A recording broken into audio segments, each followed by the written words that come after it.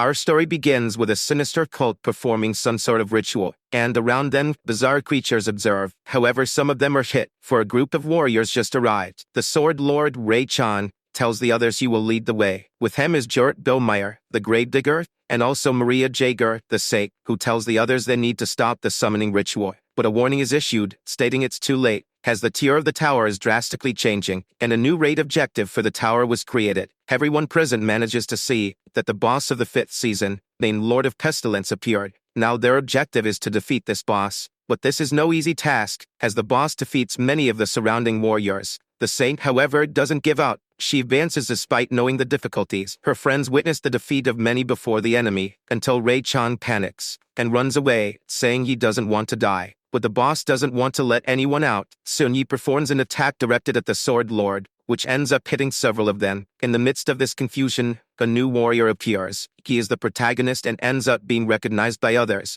as the famous Hero King. As soon as he arrives, he heads towards the enemy. The boss attacks him without hesitation, but the protagonist manages to dodge the attack. This thrills the enemy, and right after this they clash. The battle between the two causes huge destruction in the place. The Saint and the others are amazed at this. The boss asks the hero if he's really going to attack alone, claiming humanity's hope is all on him. Not only that, but the boss says the hero's defeat will be lonely, drowned in the sea of pestilence, where nobody can reach or help him. But the hero says he can't let others see all his powers, so he was quite concerned about what to do. Soon, the enemy realizes his adversary was hiding his game. He didn't even have time to react, for next, a great lightning attack gets in. The remaining warriors still alive witness up close what just happened, and upon seeing the Hero King triumphant, they realize they managed to defeat the enemy. With the fall of the Lord of Pestilence, they prevented the world's end once more. The sides gain several attributes. The system alerts that for player Kang Yusung, who killed the boss, a legendary equipment piece will be made available, and with that, the whole world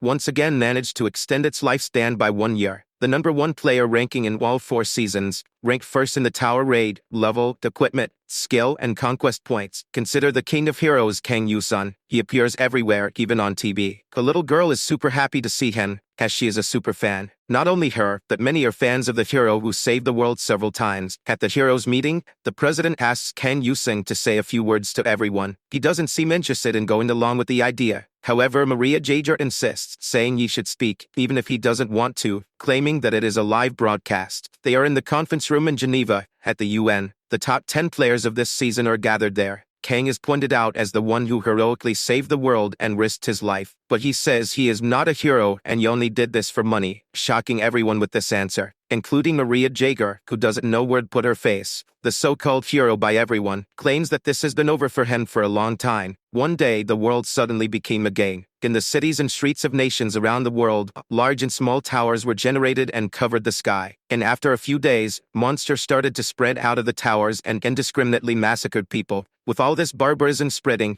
everyone thought the end of the world was coming. But in the midst of that pandemonium, a light at the end of the tunnel appeared. Because players showed up to combat the evil, they hunted the monsters tirelessly, and they did everything they could to help people. As a result, the rules of a new world were announced. Tower break, the phenomenon where monsters emerged from the towers, could be prevented. But this was only if the tower was attacked within a specific time frame. Therefore, players who possessed superhuman powers and could attack the tower began to be seen as the world's heroes. When the Hero King's comment was seen by many, it became a controversial topic. He vented publicly in the most sincere and shameless way, so it could not have been any different. In the player forums, discussions about it heated up. The player community of the country, which naturally formed due to the world turning into a game, is a place where information about each raid is shared, and where players can trade items. The Hero King himself visited the forums anonymously, until he almost got discovered because of a mishap. He steps away from the computer for a moment to breathe some fresh air. What he notices that outside his apartment,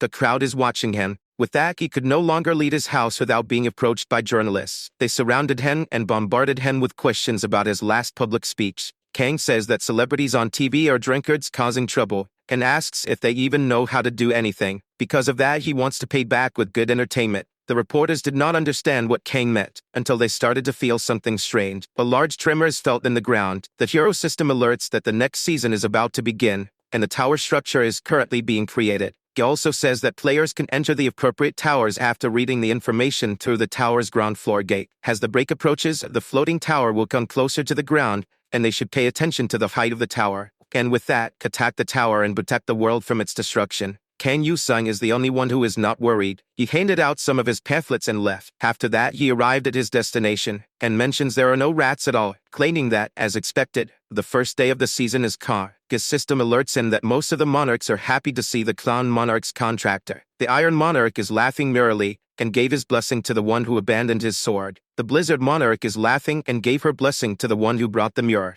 Kang tells him to keep laughing. Meanwhile, his system alerts that his fencing aptitude increased and so did magics. These actions had meaning, this time just like the day at the UN Hall, to get rewards from transcendent beings who call themselves monarchs, and watch players like Kang Yu-sung. Next, the system alerts that the Gold and Legends monarch is laughing hysterically and gave his blessing to the one who chooses Legends. This blessing has several benefits. Therefore, Kang Yu-sung wants to get them all at once. His system alerts that the one who chooses Legends has a strong influence on the player's geisha. After that, he realizes he obtained legendary equipment, called the Black Cloak with a golden cross, Oriate fanaticism, with incredible characteristics. Kang Yu-sung thinks he now has a legendary defensive item, a heroic rank skill, and a heroic rank artifact. With that, he is more than ready to enter the tower. His system alerts that the Gold and Legends monarch withdrew his blessing to the one who chose Legends and blessed his t-shirt business. After Kang Yu-sung enters the tower, he already encounters some enemies. The current tower is of the Noon Blood Orc species, and his goal is to defeat the Orc boss on the highest floor. Then Kang Yu-sung wonders if he should now test his heroic rank skill. With the amazing attributes of the skill, he triggers the Frozen Sword, and even increases his ice compatibility, having an additional effect, and Cold Breath. Kang Yu-sung thanks the Blizzard Monarch for this, and launches an attack with his new skill. When he attacks, he virtually conjures ice storms against the orcs, thus freezing many of them. Even though they outnumber him, the enemies cannot fight the protagonist head-on, and after freezing everyone he advances. Not only that, but his system alerts him about the rewards he obtained. Kang Yu-sung quickly clears the first floor with flying colors and wonders if he should save the world again. The protagonist's system alerts that he has reached the second floor, but when he arrives, he is surprised, as a horde of orcs is setting up camp, until one of them senses a strange presence, and it is said that the warrior is there and that he will take them to Valhalla. Soon, they will fight with honor and die. The protagonist tells them to just wait, for it will send them straight to paradise. Sometime later, the fight is already over. He reaches the fourth floor and is pleased with leveling up. He just finds it a bit tough that there aren't any floors for rest. Amidst his thoughts, a system alert informs that the Song of War guards are blocking the way to the boss room. He thinks this is a perfect way to draw everyone in to face the elite monster that he is. After this, his system informs that the Steel King blesses the Song of War guards. The orcs feel this blessing, and rev up for the fight, saying that Valhalla is waiting for them,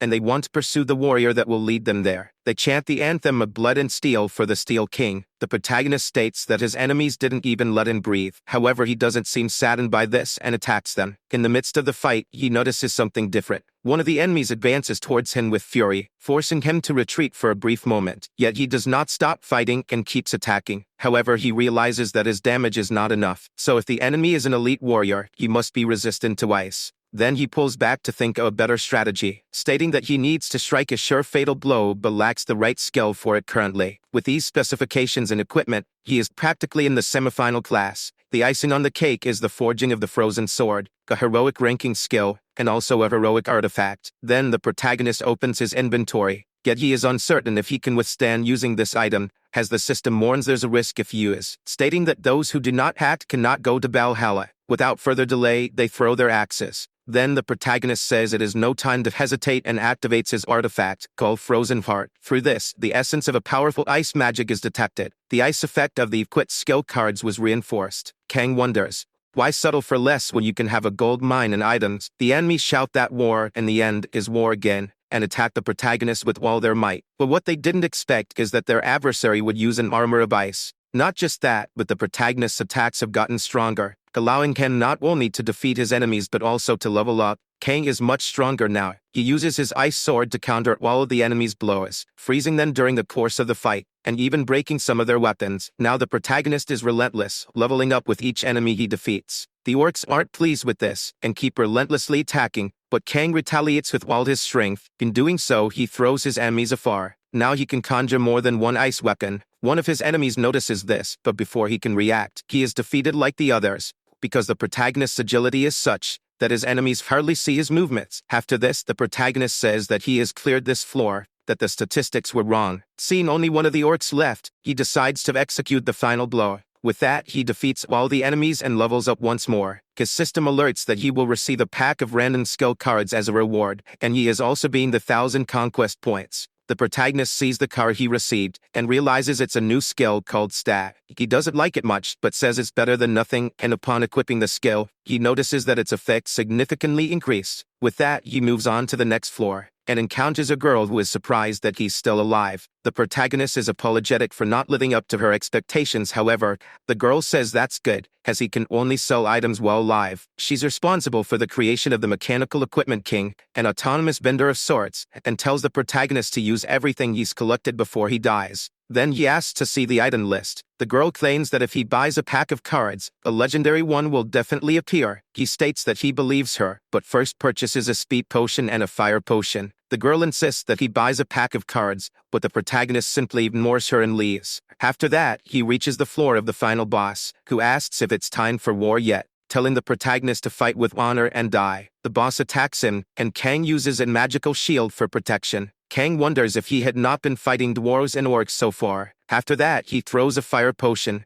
setting the enemy completely on fire. But that is not enough to defeat him. As amidst the flames, the boss manages to escape. However, the protagonist states that it is not over yet, and with the ice blows of his blade, he attacks, piercing the boss's body and killing Ken with just one blow. After that, the protagonist says that with the blessing, even a normal skill becomes useful, but he realizes that it's not over yet, as the enemy stands up and the system alerts that he activated his berserk ability. In this way, the protagonist states that the game is not fun, it's too easy. After the final boss returns and promises to end the protagonist, he gets even more outraged. Kang says that the shockwave alone inflicts too much damage and will defeat him if he gets hit by it. But that is if he actually gets hit. Soon after, the enemy attacks him, but with his agility, the protagonist dodges. Incessantly, the enemy strikes at him, but Kang, however, dodges all. Meanwhile, the protagonist was counting the seconds, and as soon as the countdown ends, he says it's time. With that, he uses the other potion that he had previously bought and cleans the boss's floor. His system alerts him of victory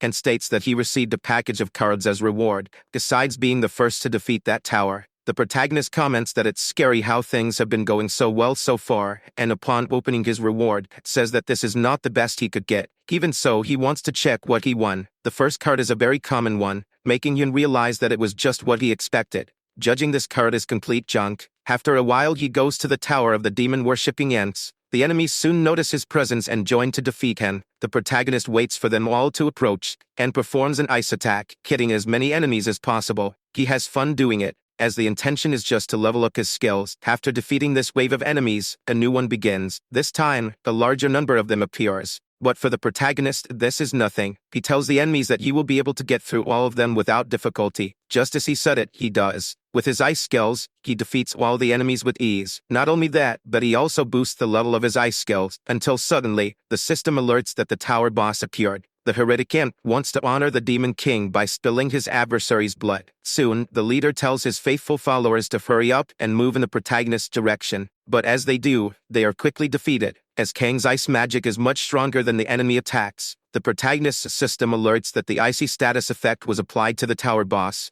With that, Kang claims that the enemy appeared just in time for him to test something. The system reveals that the glacial synergy reinforcement effect increased the number and type of weapons created. Additionally, with that, the protagonist has a greater number of chilling weapons that he can create. Soon he decides to test this hypothesis, creating several ice spears, and then throwing them towards the remaining enemies. The imps, who were already at a disadvantage, were now merely frozen punching bags. Kang shows no mercy to his enemies, and after defeating all, cleans the tower entirely and gets some bonuses for that, including an equipment ticket. But since he already has a legendary one, this now becomes useless. The protagonist notes that the frozen blade apparently doesn't get any weaker, even if he splits it into multiple pieces. For now, he doesn't feel any difference with 8 of them, until the system tells him to greet his shadow, as one of the tower's factions showed great interest in his performance. The system explains to him in detail what this organization is about. Then he meets the Dark Council. The person responsible for this council says they remembered the protagonist, and asks if he would like to meet his shadow again and join their whispers. Kang thinks this is not bad at all. He responds that he would really like to join them now, but there is a bunch of other factions that are desperately trying to put an end to the Dark Council. Their leader says that the veil will cover the protagonist too, and asks if he has already forgotten the dark power. Far from it, the protagonist says he only brought it up because he knows well how that power works. He thinks it's hard to get what you want just with words. Even so, he says he wants a shadow beast. Yet they provide one for him, then they might as well add a rare dark element ability card. The shadow leader tells the protagonist not to summon his own existence, since his existence as a mortal in this world is transient. Thus, the protagonist says that he has no chance of working with them, and that they will never meet again, since he has done so much for everyone, and they don't even want to reciprocate. However, the shadow leader doesn't let him leave. Even unwillingly, he fulfills the protagonist's wish. Therefore, Kang receives a message from his system that he is acquired as Shadow Beast. In addition, he has received a special achievement for adopting a cat, and has even burned 100,000 achievement points. The protagonist is even getting used to this. But that was just one of his requests, since he also demanded a rare shadow skill card. So after getting the card he requested, Kang agrees to join the Dark Council. In this way, his affinity with the mentioned faction increased. After leaving there, the protagonist imagines that this season will be great, and that he should continue the progress while everything is going well. Or perhaps he should stop now, while he's feeling great, and start adjusting his condition. Until, amidst these thoughts, someone calls him. Half-heartedly, the protagonist already thinks about what might come next. Several reporters appeared to interview him. They've already heard of his latest achievements. However, the protagonist is tired and only gives evasive answers. The journalist insists on trying to get some information from him, asking questions about his latest actions. They even mention that this season's race is heated. Kang asks how many people were there. They say that apparently 5 veterans from the Chinese Party Guild, led by the Sword Master. However, 4 players were killed during the attack. So the protagonist says that this guy is more of a shield master, since he used human shields. The reporters ask if, with that comment, he is trying to provoke a possible adversary. Kang asks how many people this guy was with. Someone answers that he was alone.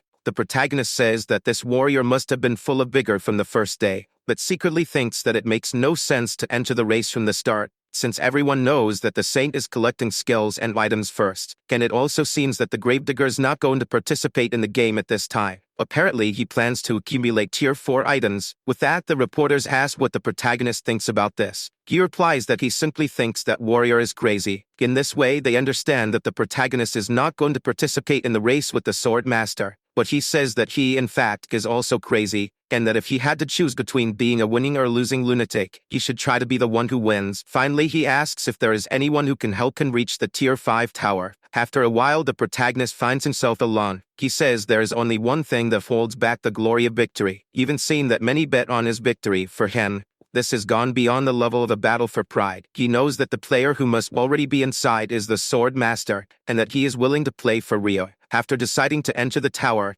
the system passes on a mission summary. The Catalyst Empire or the Rhodia Kingdom? Kang must fight for whichever cause he finds more just. He realizes that the communists are fighting for imperialism, and even if he had to choose, it would be the kingdom anyway, because in this game, the disadvantaged side apparently gets the best rewards. Thus, he chooses the kingdom of Rhodia and heads to the palace fountain. When he gets there, those present notice that a player has arrived and are overjoyed at having him there, claiming that the visitor appeared to save them. However, the protagonist does not like what he sees in the strategic planning room, and realizing the way they are dressed, concludes that the battle is near. As he approaches, he asks who is in charge, but there is no response from them. Then, the man appears saying that the visitor is being insolent, and asks if he cannot abide by the royal laws in front of Lord Muta Duchamp, commander of this place, heir to the royal family, and leader of the Duchamp Marquisate. Kang simply asks the leader if he thinks they are going to win the battle. The leader responds affirmatively, despite resources being scarce, claiming that there are no limits to his mental strength. He also says that the men of his kingdom possess the limitless mentality of hundreds of ordinary men. The protagonist cannot bear to hear such nonsense from this man anymore,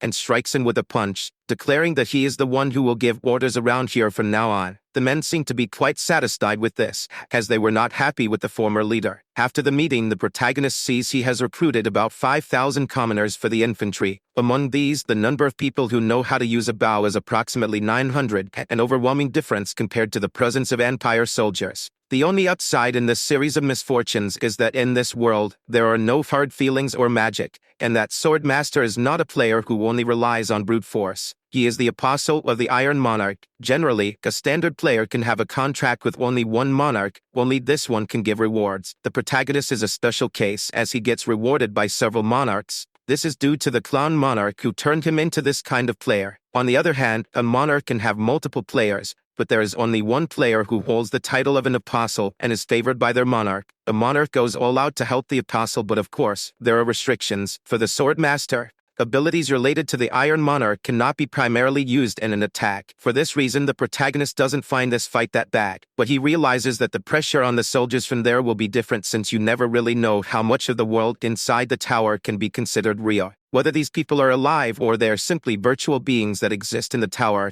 it's impossible to find out. Either way, there's nothing to be done about it. He just wants to find a way to lift the soldiers' morale. Just before the day of the battle, the leader of the soldiers announces that a great visitor has come to the kingdom of Roya. Moreover, Muda Duchamp is dismissed from his commander position, and the player himself will lead them. Soon, the soldiers realize that the previous incompetent leader was kicked out, and they associate this with something really good. This alone was enough to lift their spirits, making Kang realize he worried for nothing. But then he notices a change of behavior, and one of them reports that the Empire has launched an attack. The archers immediately ready themselves to act, and launch their arrows at the enemies. An archer says that the Imperial Army's offense is strong because they're at the forefront of the gates, and if they could subdue them, it would break the enemy's advantage. The protagonist says Dart Beast is too much of a name, and suggests it be called Blackie instead. Standing next to Blackie, he tells the creature to show its abilities. Enemies ask themselves what on earth that is, since they notice there is something big and dark on the castle walls. Their leader warns that no matter what happens, they mustn't break formation, but he also notices something different,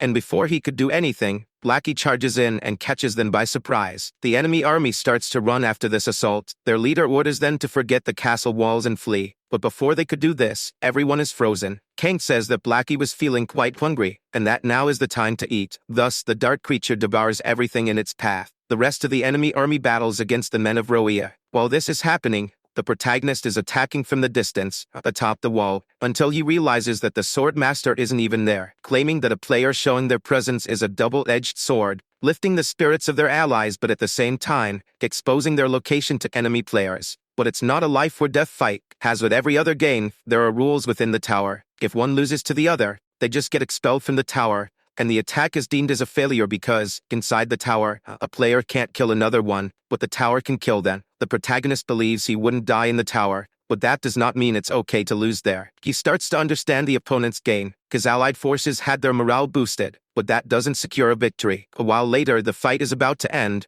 but the opponent still hasn't showed up. Soon, the protagonist starts to wonder if he will appear after everyone has been killed, until something unexpected occurs. The swords of the dead soldiers begin to move. The Rhodian army does not know why, unlike the protagonist who claims that this is a move by the adversary player, and wonders where he obtained a heroic rank skill card. He deduces it may have just been luck, or even that the monarch himself granted this ability. Kang is attacked, but dodges. Meanwhile, he thinks his adversary has been preparing all the time, but claims he also did so, because he was not messing around just waiting to be attacked. He also says it's too late for his opponent to act, as his level up is complete. Next, more enemy soldiers appear, and the protagonist realizes he is the target. In this way, the game has turned on the battlefield. However, he asserts this will not be enough to defeat him. He also says the level of sophistication in sword manipulation is inversely proportional to the number of swords. Kang conjures a magic that protects him from enemy swords, claiming that if the enemy wants to defeat him, they will have to try much harder. After that, he sees something approaching. Soon he deduces his final adversary has finally joined him. His system alerts that the Archangel's shield reflected the enemy's attack. This triggers a burst of light,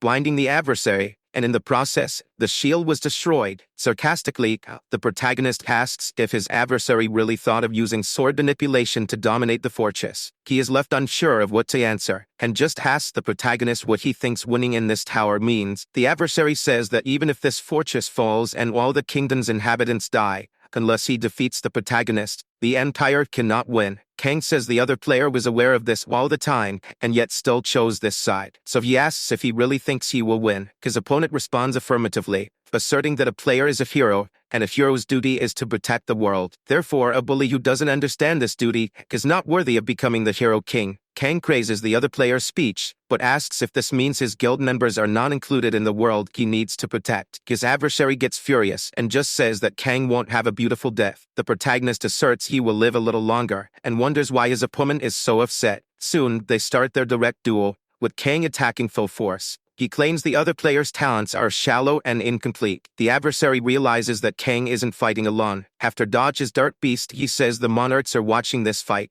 and knows the protagonist isn't foolish enough to not fight to win. But Kang says it's not quite like that, and asks why it has to be this way. After that, he is called ignoble by his adversary, who alleges that Kang is using his words to hit psychological blind spots. However, the player realizes he was completely ignored. Seeing the protagonist leaving, he asks what he is doing, until the adversary realizes the reason for the protagonist showing such hacks from the beginning, and even revealing his presence right away. Unlike Ken, it wasn't to encourage those who fought by his side, but to attract as many enemies as possible. In this way, the other player is desperate, and tries to chase the protagonist in an attempt to stop him from hacking. In the command room of the Imperial Army, the person in charge discusses how to stop the monster they are facing. He gets furious and asks what his visitor is doing. His men try to calm him down, until the protagonist shows up. He says that the way to win a game is not limited to just one way. The men there are astonished to see a player and wonder if their gods have abandoned them. They know they must protect Duke Boromit, but they are no match for the protagonist, as Kang defeats them all with ease, until someone approaches.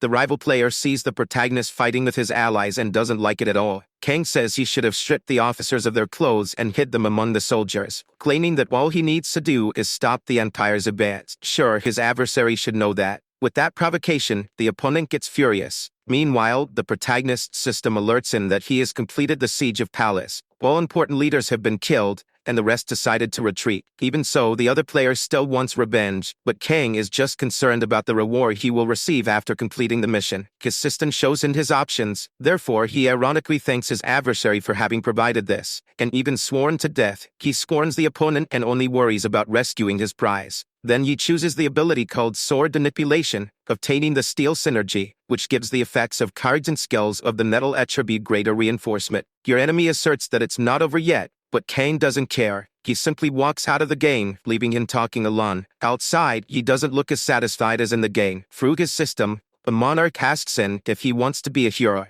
Kang thinks that around this time, he always dreams of this day, and makes the same choice. The monarch warns that he will be the hero of heroes, but for the rest of his life, he won't be understood by anyone. Not only that, but he will become a laughingstock and a joke to others, and assures that nowhere else will he find something so tragic and comedic. Thus, Kang thinks that this dream has been repeated countless times. This monarch, known as Clown, made a deal with the protagonist, and since then he has been living his life as predicted. On another day, he wakes up to his cell phone ringing. Upon checking, he realizes he already missed 4 calls. Not only that, but someone is already knocking on his door looking for him. Kang is beginning to wonder why he had such an intense dream and now wonders why all this noise so early. Upon answering the door, he realizes it is the general manager and questions what such an important person is doing there. He is Park Tashik, known as Master Park, and says that the protagonist got cocky just because he was a bit tough on them. Park is a player in the top 30 rankings who made a deal with the Monarch of Assassins and is better known by the nickname player Deadly Blade. In addition, he is the general manager of the National Intelligence Agency, working under direct orders from the Blue House. Seeing him up close, Kang says that the manager looks tired and asks if he also had to run a bit on the first day. Park replies that he doesn't have time for that. He says that since the first day of the season, all warmongers worldwide are lining up players on the front lines and forming a serenade of destruction. He also questions why Kang didn't answer the phone given that the sun rose some time ago.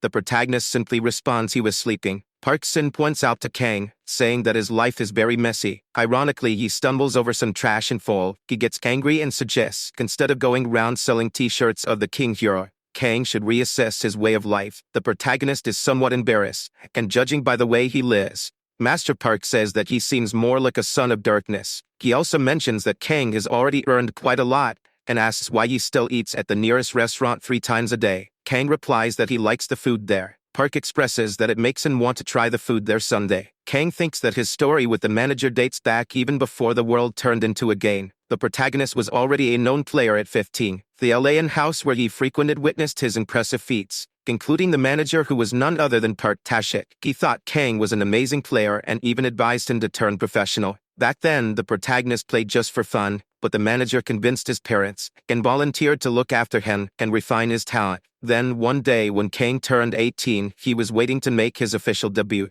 But before that, the first season happened, the end of peace. Along with this, came the first tower break they faced. Kang, like everyone, was super scared. He witnessed up close the horrors that came with it, and almost got killed on the day by one of the creatures. But fortunately, there was somebody by his side. Manager Park showed up and fought for him. With this, he defeated the creature, giving them the advantage to run away together. However, for the protagonist, his loss was considerable, since on the same day he lost his parents. Alone in the world, he was desolate, and Manager Park became his only hero. Thus, they formed a deep friendship that lasts until today. Back to the present moment, Kang asks what the manager aims to do at his house. He responds that he is there because of the association. The protagonist inquires if the association still wants to use him. KSC, Korean Players Association, is also the only guild in the nation, an absolute organization that administers the players. Park asks if Kang knows the Players Academy that the association built last season. The protagonist asks if he is referring to the slave factory. That's right, Park says that apparently, the first graduation exam will take place within a week, and they want Kang there. However, he assumes that the protagonist won't go and says he just wanted to let him know, claiming that Kang does not need to worry about these things, but to his surprise, Kang says he will attend. He also says that it would be a good idea to look closely at the new players who are going to carry the future of the nation on their shoulders, but he has a condition for going. He wants the association to change the date of the examination to the following day, at 5 o'clock in the morning. The next day, with 5 minutes to go before the examination, the academy is already full with the participants. One of the attendees already knows about the protagonist and also that he is assessing them. However, another thinks that anyway, everyone will graduate. He just doesn't like having to do it at 5 in the morning, calling the protagonist arrogant for choosing this time. The president of the ACJ asks Kang what he thinks of his students. The protagonist affirms that they have been carried since the beginning. Lee Sin-ondo feels a little embarrassed, but politely asks the protagonist to evaluate his students carefully. Kang only says that the conditions are those that have already been established. With this, he agrees to test the strength of these rookies. Therefore, the final decision about their graduation will also be up to him. Even noticing a tone of superiority, the president agrees to let the protagonist act as he sees fit. He thinks his plan is perfect, since it is still the beginning of the season and the students are also talented. Therefore, even the heroic king will not be able to do as he pleases. But soon after, Lee Sin-ondo changes his mind, for he sees with his own eyes the students he believed to be excellent getting beaten by the protagonist. After defeating everyone, Kang stands in front of a defenseless girl who is already crying over her failure, but the protagonist says she passed. The girl asks how. He answers that it was pure luck. Kang argues that she was the luckiest of the 12, so she was the only one left, and tells her to remember that luck is everything for a player. He also says that for now that's it. He congratulates her on her graduation and then tells them to turn off the cameras. Furious, the director appears and asks what the meaning of this is. The protagonist surprises him and says he knew about his intentions from the beginning. He says that while the students are relatives of association executives or have strong connections, for this reason he concluded that he was called there to test their progress and collect data.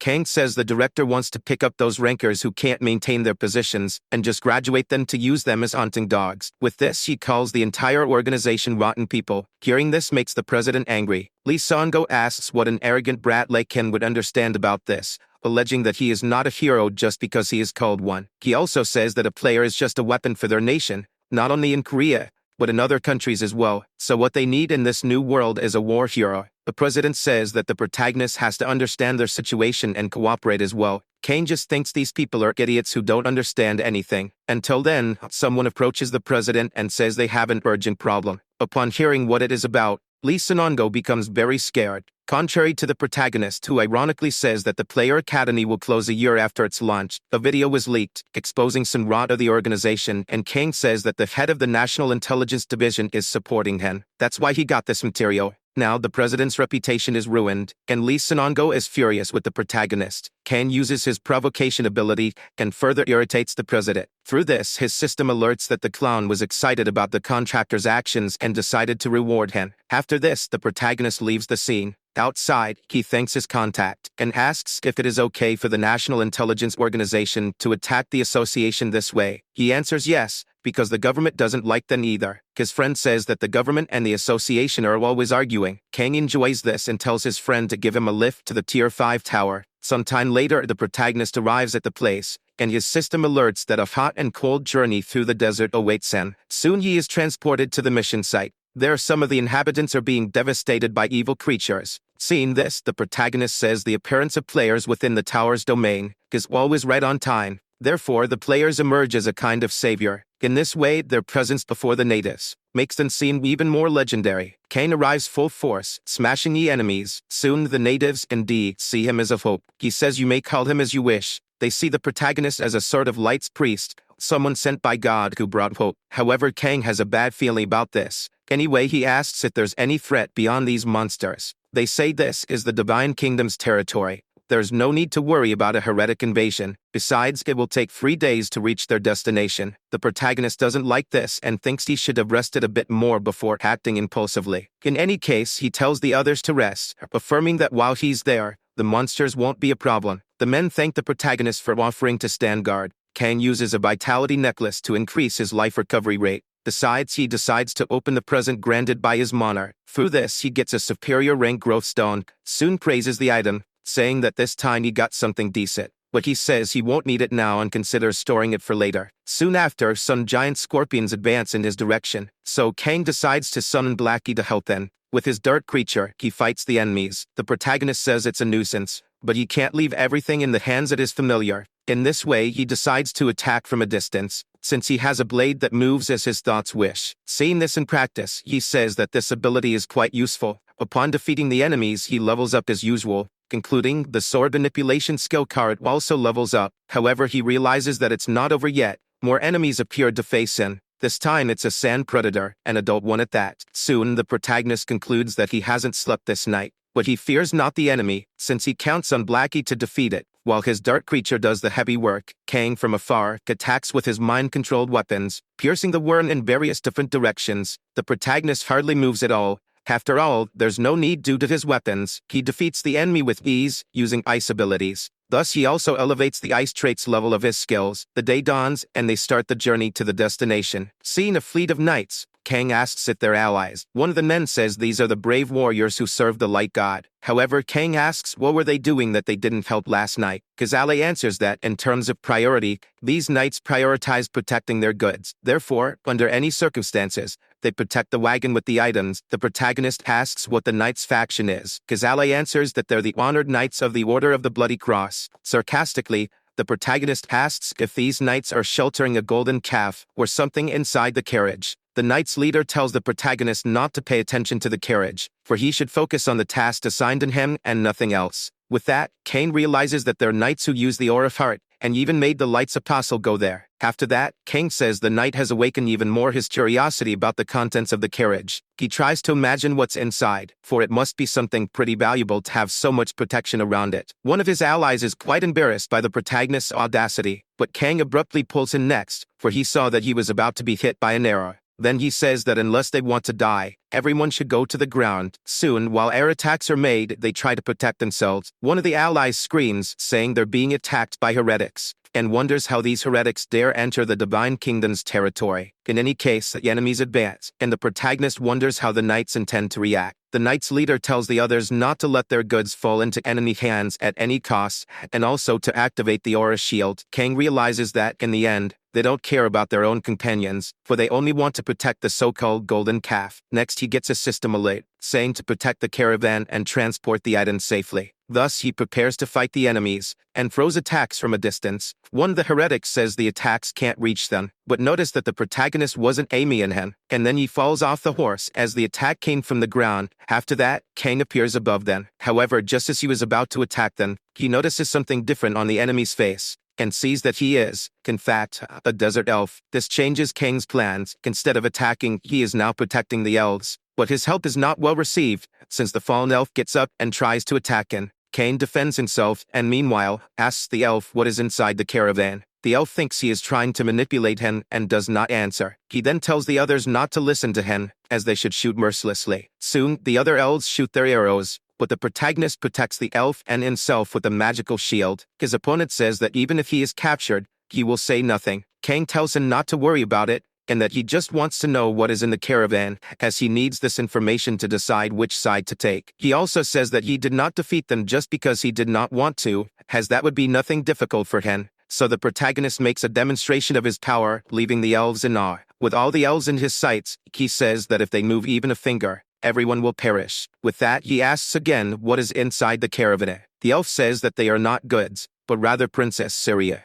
Knowing that their princess has been kidnapped, the protagonist tells the elf to go back and spread the news that he will do them a special favor and let everyone live. Seeing that the elf is hesitant, Kang tells him to back off now or everyone will die right there. Then the elf gets up, and with his allies, leaves. After that, a knight approaches the protagonist and asks why you let the enemies escape. Kang replies that he needs to confirm something first. Simyi heads towards the carriage, contradicting what the knight had said earlier. Because of this, he has a sword pointed at his direction. The knight says he cannot let anyone approach the caravan, even if it is the Apostle of Light. Kang summons his dark creature and tells the knight to step back while he still can. In this way, he manages to get to the caravan, and upon opening the doors, he asks the person inside if they need help. He comes face to face with the elf princess. She is Syria, princess of the kingdom of Ayub, and is not at all happy to see him, because she claims that she does not need the sympathy of a heretic. The protagonist's system warns him about neglecting his duty, alerting that the Monarch of Light warns the player of his actions. Kang says that, if that is the case, he has no other choice. He defies the system and breaks the chains holding the princess. By doing this, he achieves a hidden feat and earns 300,000 conquest points. Now the tower's objective has been updated, and with that, the difficulty of the mission has increased. The protagonist says the game is over, but claims that freedom is incredible. His assistant says he will pay for challenging the light, and warns that one of the tower's forces has turned against him. Then sentinels of light appear in the sky. They obey the Monarch of Light and execute his will. On the ground, the leader of the Knights says that the Apostle of Light has corrupted, and that it doesn't matter if he is a visitor, for now he is a heretic who defied the light. Kang says the Knights are changing their attitude just because they got some support, but he tells the princess not to worry because he also has support. His system warns that he obtained support from the Monarch of Shadows in his decision. Now the lights will go out and darkness will be spread. Not only that, but the Dark Council grants a buff called Curtain of Absolute Darkness. With this, while the knight's vision is distorted due to the dark curtain that has taken over the environment, Kang knew that this side would have a reward even better than it would have if he had stayed in the light. After this, the knights do not see the attacks coming from the darkness, and one by one they are caught by it. Up high, the heralds of the Monarch of Light cannot help them, until one of them decides to use the light to make way. With this, they can see what is happening on the ground, and witness the defeat of the knights before the darkness. Soon, they become furious with whoever caused all this, but before they could do anything, the protagonist attacks them without thinking twice. They wonder how a mortal dares to do this, and Kang's system alerts that the Sentinels of Light have acquired irreversible hostility towards him. On the other hand, friendship with the Dark Council faction has increased considerably. In this way, he levels up and increases his aptitude with dark powers. Finally, his system emits a new alert, claiming that an immeasurable number of factions in the tower are observing his actions. The world of the towers and the world within them are not the same. The Knights of the Bloody Cross and the Elves of the Desert are creatures within the tower, who make up the internal world, yet the monarchs and their factions are on a level above that, which would be the world of the tower itself. The player is engaged between these two worlds, practically the same thing as a monarch's forces interfering in the tower. However, players are not mere puppets who follow the will of the monarchs. By understanding things that are beyond the text, the player within the tower can make decisions that go beyond imagination, just as Kang can predict that he would receive a better reward as a member of the Dark Council if he went against the forces of light. If you have an idea, you cannot hesitate to execute it, because even the monarchs themselves cannot challenge the rules and restrictions that bind them, no matter how much the Light Sentinels detest him for contradicting their monarch. As long as this place is a Tier 5 tower, no angel above rank 8 can descend from the heavens, because these are the rules of the tower. Therefore, only the heralds who are there attack the protagonist. But due to darkness, their vision is not very clear, so their attacks end up hitting their own allied knights. Kang thinks that they don't care about their allies, but the followers of light themselves were not that different, and for the protagonist it makes sense that they need this end. Anyway, Kang claims that his vision suddenly became clear. He thinks the buff's powers are amazing, but the enemy is quite strong, so first and foremost, he needs to do something before it's too late. So Kang goes to the princess, and removes her from the war zone. Next he calls Blackie, and gives her the gift he received earlier to help protect the princess. With this he uses the higher rank growth stone on his partner, further boosting the power of the dark creature. The princess sees an attack coming and warns him. Kang, however, didn't need to do anything, and even without the princess realizing it, ended up being protected by the dark creature, which managed to absorb the attacks coming from the sky, and reflected them back. The protagonist thinks this is great, because his strategy worked. Unlike him, the enemies claim that this is futile, as they say these blades cannot hit them. Kang, however, ignores them and moves forward. So the Light Heralds prepare to attack again, until one of them fights hand-to-hand with K. The protagonist tries to hit them from behind, but the enemy is smart and dodges before being hit, forcing Kang to think of something different. He realizes that facing them head-on is making him lose balance, so he wonders if he really needs to move while fighting. After being attacked by the enemy, Kang realizes that the fight is harder than he predicted, and wonders why they are so fast even with debuff. Anyway, there is no other choice but to keep fighting, until in a moment of distraction, he ends up being hit by the enemy. Soon he thinks that flying around is quite annoying, because Kang would like to finish off all opponents at once, so he considers using his secret weapon. But one of the heralds says he won't let him do that, leaving the protagonist unsure what to do, until suddenly, Kang is hit squarely. He begins to bleed incessantly, and realizes that if he continues like this, his end is near. His weapons start to go haywire as he can no longer concentrate. In this way, the enemies realize they have a chance to end this once and for all. The protagonist's system alerts that the blessing battle-tested adventurer is fixed at 100%, with a lower than 50% probability, considering that the effect of the blessing one who cheats death was activated decisively, making the blow he took ineffective. Thus, the localization of the Radiant Sword is initiated. Then the leader of the heralds realizes that something is wrong, and orders all the others to retreat. But Kang says it's too late for that, because next he invokes a massive number of mind-controlled swords, and throws them at the enemies, claiming that it's time to end this. So all the heralds are hit squarely. With that many swords, they become incapacitated. Some even try to run away from them, but the protagonist goes after the stragglers, and takes them down with ease, until the fight comes to an end, and he levels up for having defeated them all. Even so, the protagonist seems to be tired, since the buffs disappeared as soon as the fight ended. Kang looks around and sees the bodies of all those who perished. In the midst of this, his companion appears, and he sees that, after all this, Blackie is okay. Not only him, but the princess is also safe. As he approaches, she asks why the protagonist betrayed his people and went so far for her. Kang replies that the rewards for doing so are better. Syria asks if he has no empathy for his own people, as well as if he intends to ask for a ransom for saving her life. The protagonist simply says he has a severe disease that makes him hate humans. He sees that the princess is shaken, and he apologizes for not taking her questions seriously. A few days later, on the border of the Elven Kingdom of Aob, they appear on horseback. Syria says she is incredibly indebted to the protagonist and thanks him for the help. Kang says that he only did this because he wanted to receive a reward, so the princess offers him something, the necklace. His system alerts that he received the symbol of trust, an accessory of unknown rank, but it is a special item. Although he does not know its true value, it seems that it might be useful one day. Sometime later, the protagonist was traveling by train, arriving at Busan Station. He received a request from his friend to do so. Kang asks if something happened there. His friend says not yet, but it will soon, and he needs him around. Natasha Ivanova, the notorious criminal, known internationally as belonging to the Black Players, was pursued by the Russian government and infiltrated through the port of Busan. She also started to farm towers with 4 of her subordinates. In addition, she possesses the legendary ability card Absolute Darkness Curtain. Upon leaving the train, Park asks the protagonist if there weren't any zombies there. He says no and just wants a car to pick him up. Park says he just got information about the tower Ivanova's gang entered, so he will send Kang there. Thus, Kang knows he will have to face a zombie apocalypse tower, Tier 5. He isn't one to enter,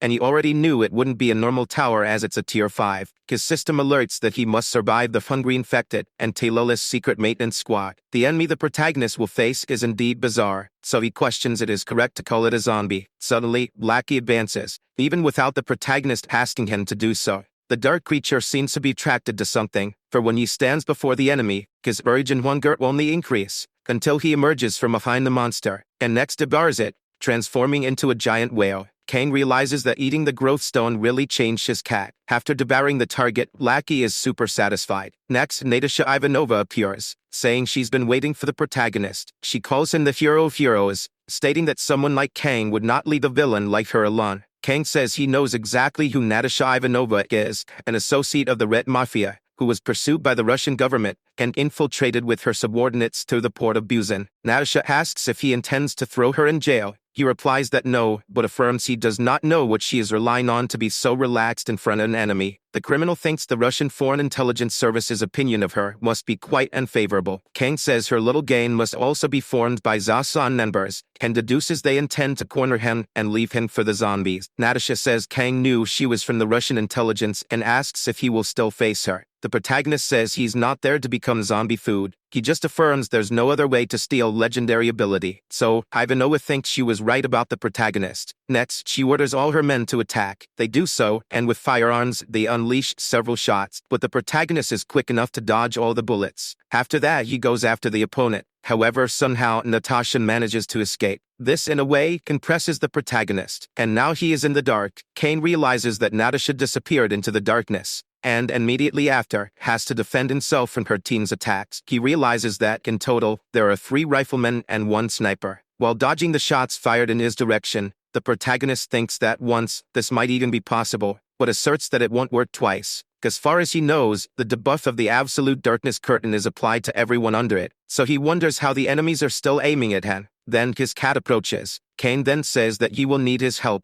The cat offers to help his companion. Outside, one of the shooters says the protagonist's ice shield is too strong, and they need another way to penetrate it. Suddenly, he notices the cat, but that was his last vision in life, as Blackie then attacks all the shooters. One of them warns the others to stay out of the cat's shadows. Inside his shield, the protagonist wonders if they will actually manage to escape, stating that it doesn't matter if they can see the shadow or not. However, Natasha Ivanova appears, and with a knife to his throat, says she might let him live, provided he behaves himself. Kang says that only someone capable of killing him would say something like that. Natasha then tells him not to underestimate her. She mentions the conquest points he earned after completing the 5th tier tower, saying that was not a common number. Then she assumes he completed the tower in difficult mode, yet pursued a lesser challenge afterwards as he did last season. Outside, the men try to escape the shadowy cat, but they are not doing so well. The protagonist knows this and was waiting for the right moment to act. Soon he asks how his adversary plans to kill him, when everything she sees is a lie. Natasha realizes she had been talking to an illusion up until now.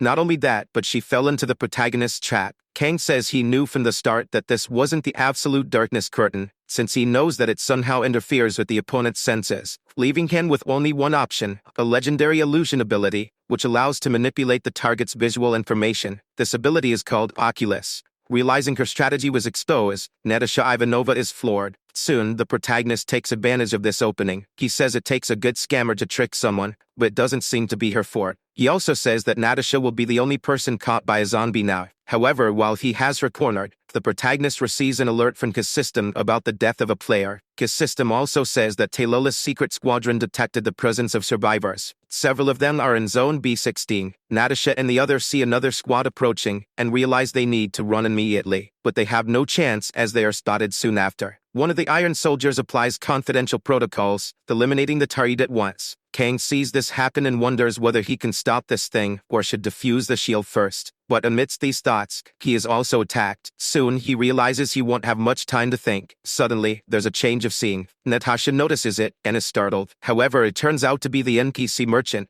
who claims it's a waste for 2 players to die without using all their conquest point. She blames the protagonist, and he apologizes, asking what he can do to make amends. The merchant offers him a pack of cards, but Kang refuses to buy. He knows when the shop opens, there's no peace treaty to be observed, so he tells the merchant to offer the card pack to Natasha. Kane also knows that the attacks happening in front of the shop are going to upset this girl, and these players knew what that meant. The merchant says that Natasha won't make it out alive anyway, and so she offers the card pack, claiming she might get lucky and draw a mythic card that could help her survive. The protagonist asks if selling card packs is the only thing this merchant knows to do. Then he is shocked to hear that Natasha Ivanova will be using all her 374 conquest points to buy random card packs. After that, he simply observes. Natasha opens the packs and only draws common cards. Soon, she is extremely frustrated for not getting something good. The merchant tries to cheer her up, saying there is still a chance. She grows increasingly nervous. In turn, Kang comments that he finds it quite amusing to watch the circus burn. After opening countless card packs,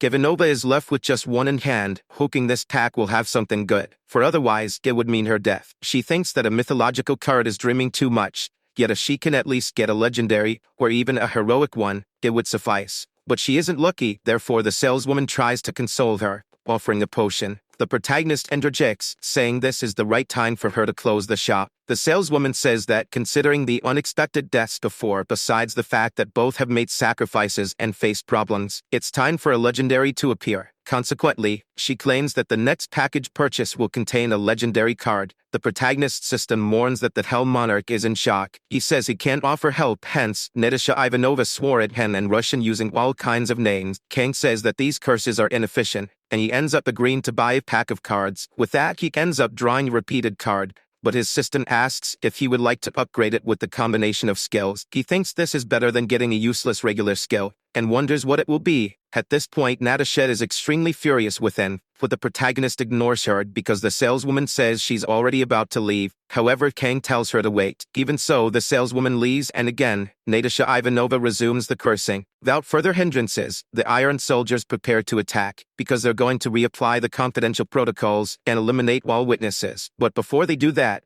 the protagonist manages to eliminate Natasha Ivanova for good. After that, he advances towards the soldiers. Kang isn't about to die there, like his last enemy, so he fights with all this strength, and consequently, eliminates several of the soldiers. While he attacks with his mentally controlled swords, the soldiers counterattack with heavy military weaponry, firing laser beams in the protagonist's direction. Kang is surprised, since all this is coming from a pharmaceutical company, and thinks he should buy some pharma stocks when he gets home. But for that, he needs to defeat these soldiers first. However, he claims that the company controlling these soldiers won't be on his shopping list, because through the destruction he caused, eliminating this large number of soldiers, their loss will be huge, and maybe this company will go bankrupt. After destroying everyone, the protagonist completes the zombie apocalypse tower, and even receives a random equipment ticket. As a reward for being a victorious survivor, he can pick one of the failed player's skill cards. He doesn't even need to check all of them to know which one he wants and promptly selects the Oculus skill, once belonging to Natasha Ivanova. When the tower is completed and players return to the previous world, those who failed also return. The protagonist notes that two of the group and Natasha died fighting Blackie, and due to pain, probably weren't able to get out of there. However, this only happens when the tower doesn't cause definite death. Before leaving, Kang wishes Natasha Ivanova a good job. She wonders why he's saying that. Kang asks if she wants to get arrested, because if she does, she should just turn herself in to the nearest police station. Natasha asks if he's just going to let her escape. He says yes, and asks Natasha to tell everyone that the Hero King is amazing, and they shouldn't get in his way. He also says that the dead don't tell tales, so he needs her alive for that. Later, Park asks why the protagonist left the enemies alive. He answers that it was for the compensation of the legendary skill they left behind. This leaves Park quite irritated. He asks why the protagonist would let those who betrayed him return with their heads still on their shoulders. Kang states he's not a bloodthirsty killer, and his wish is to be more peaceful and philanthropic. Park sarcastically says he's great with these speeches, and asks what was the enemy's aim after all. The protagonist doesn't answer. He simply says he's the one managing Park's internet cafe now. His friend gives up on getting an answer, so he just wishes the protagonist a safe return and tells him not to overexert himself. Kang thanks for the concern and claims that he's going to take care of himself. In the world within the towers, the players are called in various ways. The same goes for this place where he's called a hero, but he thinks that, in the end, players are not heroes, stating they are merely war heroes. Just like Natasha Ivanova, there are those who eliminated their own country's enemies without the least hesitation. However, he doesn't want to become that kind of hero, because he believes there are no things like real heroes in the world he lives in. He ends up being recognized and soon realizes that he's been careless, because it's morning. After leaving, the people who saw him comment on his reputation and are unsure whether what is said about the protagonist in the media is true or not. Either way, what's important to them is that Kang is the strongest active player in the country, and the rest is irrelevant. Kang even breathes a sigh of relief upon hearing this. He then heads towards his phone, but in the end, ends up getting caught before he even arrives. Some journalists try to surround him, yet he escapes before that happens. Since he's going to do it anyway, he prefers to rest inside the tower. Upon arriving, some men say that the invocation ceremony of the Holy Warrior was a success. Kang still doesn't know what it's about, until the saint herself says it's a pleasure to meet him, affirming that he's a warrior from another world who decided to answer her prayers. She introduces herself as Alicia Celestina, the 37th saint of the Sacred Kingdom of Celestina. The protagonist then decides to play along, and says that he's the warrior who will save the world with speed and precision, and he asks what he can do for the sake. She responds that, for this, he needs to tell about what has been happening on the continent of Philia since the beginning. Kang assumes that, in the beginning, there must have been some kind of fight between the celestial beings and the demons. The saint says that's exactly it, and with that, a war between light and darkness occurred. Soon, the demons who were supposed to be confined to the world of darkness and abyss began invading the world of light. About 30 minutes later of much explanation, the protagonist asks whether they can go out to save the world now. The saint says the story is only beginning, and that the Celestials were afraid that humans would abuse the powers of the Ark, so the chosen warrior must pass through an approval. The protagonist wheels about and walks off. The saint asks where he is going. Kang responds that he's going to work, that the saint says he doesn't even know where the Ark is located. He asks if the saint knows. She answers that she doesn't, so Kang states that, in any case, it makes no difference. After that, a kind of portal appears from nowhere, and from there, demonic creatures come out. The saint sees this up close, and wonders how a demon entered the sacred land. The knights soon advance, saying that this place is not for demonic beings. And with that, they begin to fight. From afar, the protagonist watches everything. The others wonder why divine magic and aura blade don't work on the enemy. Seeing that the demon is about to attack, Kang tells everyone to back off and creates a shield to protect them. The saint says she will help him, but Kang says it's ok, telling them to stay behind the shield. She worries about the protagonist, especially when she sees that he jumped straight into danger for everyone's sake. Felicia then decides to ask her goddess to have mercy on all, not only her, but the others too. Pray. Next, the protagonist's shield breaks, and the saint asks if he's okay. Kang says that the enemy fled, but before that, sent a telepathic message, claiming that it's the duty of the demons to lay their claws on the ark. Soon the world, brimming with the light they hate so much, will be bathed in their darkness, and warn the protagonist not to stand in his way. Hearing this, the saint is horrified with fear. Regardless, Kang insists that they can't waste any more time and asks if she has any idea of where the ark might be. Even though she's still shocked with what just happened, Alicia says she has a guess about where the ark is. And with that, the protagonist rides in search of this relic. Meanwhile, he says his cat did a great job acting as a demon, since it was the creature itself that faked everything. Kang considers that he used it to intimidate them, so he will have to refrain from using dark skills for a while. He also tells Blackie not to use his spikes for now. The saint sees that the protagonist lagged behind and asks if she should go slower, but the protagonist replies with a no. Meanwhile, he concludes that it's better to do things his way,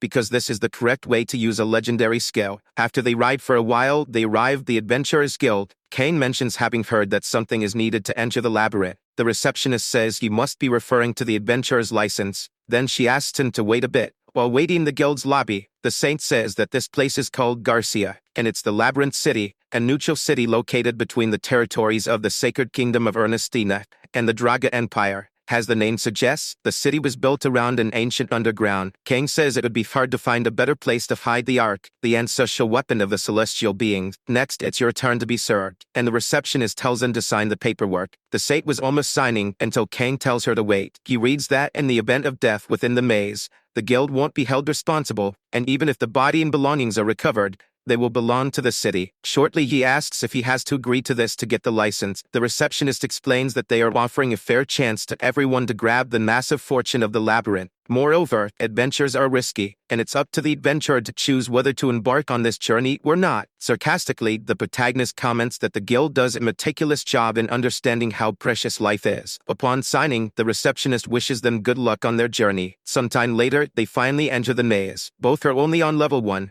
And the protagonist asks if the saint is ready. She replies affirmatively. They immediately face their first enemy, a kind of giant rat and its offspring. Kang creates an opening for the saint to attack. Then, with a precise hit, she strikes the rat. They advance quite fast and quickly arrive on level 5. The protagonist states this is due to the saint's abilities. He doesn't skimp on compliments when referring to her, but the saint says that from time to time, there were adventurers who obliterated the magical beasts that approached them, thus clearing the path. She also says they are in a hurry, and that's why she's grateful for the work done by those who cleared the way. With this, she suggests that if adventurers always cooperate, demons won't seem as terrifying. The protagonist tells her not to worry, as he vows to bring back the ancient weapon safe and sound. Then some labyrinth bandits approach them, saying they can't proceed without paying the toll. The saint gets worried, unlike Kang, who states he doesn't know what this is called in this world, but it's a decent sideline in every good-sized labyrinth. Usually, it's referred to as labyrinth crime or adventurer hunting. The bandit claims that because he knows so much about them, the protagonist should hand over everything he has. This frightens the saint, and she tries to negotiate with the criminals. Kang joins the game and asks the bandits if they can listen to his story. He discloses that, in the beginning, there were celestial beings and demons. These demons are almost destroying the world, and he claims to be the warrior who came to stop them. But for that, he needs to find an ancient weapon that's inside the labyrinth. And he isn't alone in his quest, as he has the saint from the Holy Realm by his side. With that, he kindly asks for permission to pass. The saint underscores the request, stating it is for the sake of world peace. Next, the bandits start laughing at them, mocking that they won't fall for this nonsense. Felicia Celestina becomes apprehensive when they fail to convince the bandits. The protagonist knew this would be the outcome, so he decides to take action. He expresses that whether one is a warrior or a saint, once in the labyrinth, then must act like adventurers, With that, he attacks mercilessly. The bandits try to defend themselves, but they are no match for the protagonist. Suddenly, someone else appears, asking how the protagonist dares to assault his men, claiming that he's more skilled than he seems. The Saint quickly recognizes this woman as the guild's receptionist who attended them earlier, but doesn't understand why. Kane reveals that the guild and the bandits are in cahoots. They throw new adventurers into life-or-death situations and force them to calculate the value of their lives. After all, even if they can't pay, a human body still holds some worth. Felicia Celestina is horrified by this. The receptionist calls her knave and asks why the Saint decided to become an adventurer when this is how things work in this city. However, she alleges that it's too late for them to understand and charges at them, where the protagonist defends himself and warns the adversary to be careful where she steps. The woman attacked from above, but didn't notice several thorns growing from the ground. The protagonist used his cat for this purpose. While he distracted the enemy, Blackie did its job. He then tells the Saint that the way is clear, and they should leave as soon as possible. After advancing a little further into the labyrinth, Kang finds a good place to camp, and announces that they'll stay there for the night and continue the next day. He notices the Saint is shaken and realizes she's been like this since they encountered the bandits. Soon he understands that she's not used to seeing the world without her Saint title. Felicia Celestina says that the world is about to end, and yet, humans fight among themselves over trivial matters. She then asks if the protagonist is accustomed to seeing things like this. Kang recalls the leaders of his world, and says that regardless of where, the world remains the same. The Saint is intrigued by this response, and asks more about his hometown. The protagonist says that his hometown went through several crises, and with no one knowing how to handle things, it was total chaos when it all began. At first he says he couldn't adjust, but after a while when he regained his senses, it seemed everyone was only looking after themselves. The Saint asks if Kang acted the same way. Kang asks her what she thinks. She takes a while to answer, until a discomforting silence arises. When she spoke, however, she surprised the protagonist, who was quite startled by her answer. But then he starts to laugh, and they both stay silent for a while. Kang wonders why it's so quiet, as he's sure it's almost time, until the saleswoman reappears and offers him a pack of cards. However, he wants to see the list of products first, as he's still 2 levels short of reaching his goal. A few days later, they reach level 100 and are already facing some demons who are also in search of the Ark. As the protagonist advances, the Saint stays in the rear, providing support. This way, Kane manages to attack without problems, and rips the snake's mouth from top to bottom. Not only that, but the leader of the snakes also gets hit. While the demons lament having lost the battle, the protagonist merely says it was a good journey. He not only leveled up, but also gained 10,000 conquest points, and received a random skill package. However, Kang says the demons have lousy timing, showing up only after he passed the test. On the other hand, the Saint is thrilled about their achievement, until they both get surprised by something, because right in front of them, an item emerges that apparently is what they were looking for. The protagonist approaches the Ark and says it looks rather simple for an ancient weapon. His system alerts that he acquired the quest's item, and right after, the maze begins to react to it. A portal opens, and the Saint says they should cross it to exit. After they arrive outside, she feels relieved. However, someone shows up and initially applauds the Saint's work and the otherworldly warriors, saying that, thanks to them, the Empire's mission of finding the Ark has been made much easier. His name is Mildas Draga, and claims that the Ark's power now belongs to him,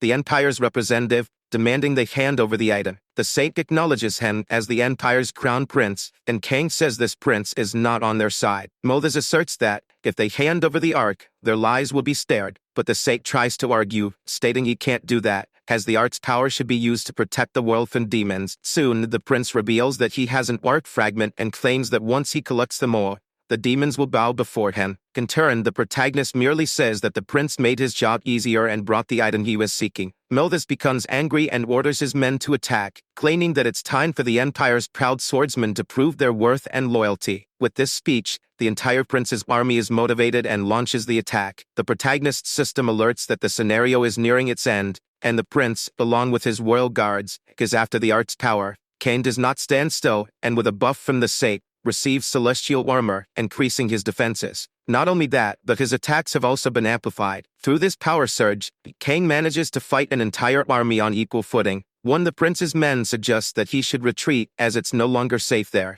But in his arrogance, the prince says it's not yet time to flee. Kang receives a warning from his system, notifying that the prince is absorbing the Ark's power. He already predicted this and warns the Saint of the danger. While the protagonist takes cover, on the other side, the prince is transforming into a horrific giant beast. Some of his men try to ask if His Highness is all right, but he merely tells everyone to get out of his way. He turned into a demonic beast, even attacking his own soldiers. After this, the protagonist uses his abilities combined with those of the Sake, and summons a magical armor. Along with this, he throws a potion of earthquake and fire. With this, the entire scene is besieged, creating the perfect distraction for him to approach the enemy. Kang seizes the gap to hit the giant monster in several different directions. Nolthus gets furious at this, and says that the protagonist cannot hide in the fire forever. He then tries to attack the protagonist, but realizes it wasn't him, but just an illusion of fire. The protagonist appears on the other side, sarcastically saying that with all this power going to his head, Nolthus must be seeing things. Soon he attacks the monster with a surefire blow.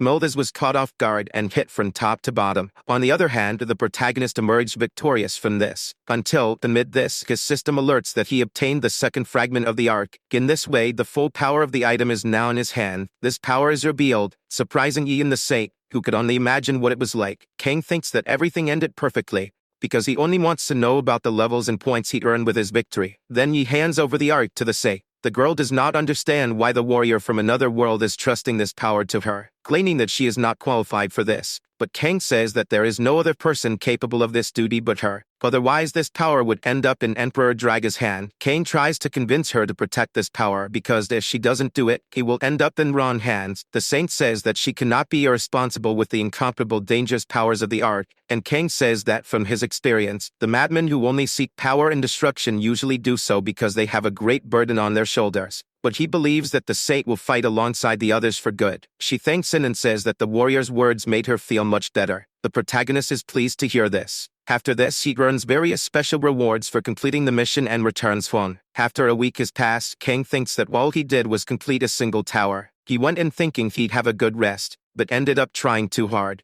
Until Kang sees some articles about him on the internet and realizes that not everyone thinks the same about him. He knows that it's still mid-January and that there are other more important things right now. A few days later, he takes to the streets again. And as always, reporters follow him everywhere, wanting him to answer some questions. However, the protagonist just enters the next tower and leaves them talking to themselves. They are left watching and wondering if he went into the Awakening Tower. Inside, an entity says it has been waiting for the protagonist for a long time. Kang tells this entity to stop beating around the bush and get straight to the test. Soon he faces an unknown challenge. The entity says that he is very impatient, and that, even without his complaints, it would start anyway. Then the test for the protagonist begins, and he finds himself in the middle of nowhere, surrounded by several mirrors, until he breaks them and tries to move forward. But right in front of him, a copy of him wearing a clown mask presents itself, saying that the protagonist didn't even seem surprised to see him. Kang doesn't want to chat and prepares to attack, but his opponent is a shadow of him and mimics all his moves. So as soon as the protagonist attacks,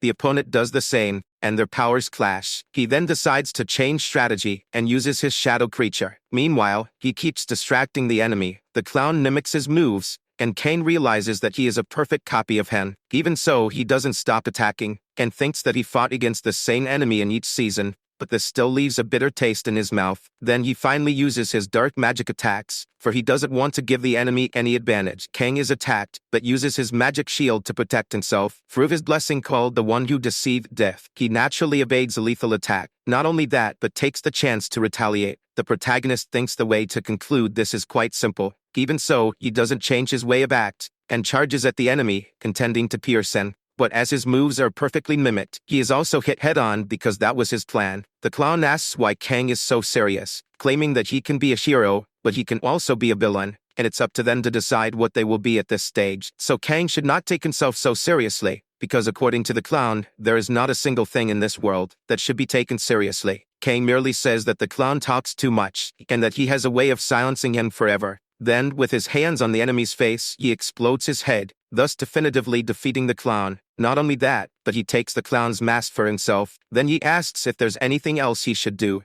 The clown monarch appears and calls him Child of 1,000 Faces and Talents, telling Kang to choose what he wants to become now. Sometime later in a hospital, Master Park runs desperately to a ruin, and on arriving there he finds the protagonist bedridden. He is desperate as he heard that his friend was hospitalized, and came running as fast as he could. However, on arriving there he finds Kang acting as if nothing had happened. The protagonist asks how Park can come to the hospital empty-handed. His friend realizes that he still has his sense of humor, and this means that Kang must be okay. Then Park tells him to stop messing around and start fighting for world peace again. After all, his friend is a hero. Kang asks if the manager's going to make him work of the hole in his chest. Park, however, states that the protagonist surely drank a healing potion or something similar. But Kang says that despite appearances, this is not a common wound. Park is not surprised, knowing his friend's monarch, and says he is not easy to handle. The protagonist says it's not that serious. He explains that the awakening at level 50 occurs in different ways, depending on the monarch, and in his case, in exchange for ending himself, his reward was to receive his own talent. In other words, he took all the skill and attribute cards he had earned so far. Not only that, but he also improved his skills, and with that, he got everything he wanted. Now he asks Park what the next mission is. He says that the protagonist has to find a villain and defeat him. A real villain, something rare these days, known as the Black Player. This so-called Black Player is terrorizing the city, and like a maestro, orchestrates great chaos.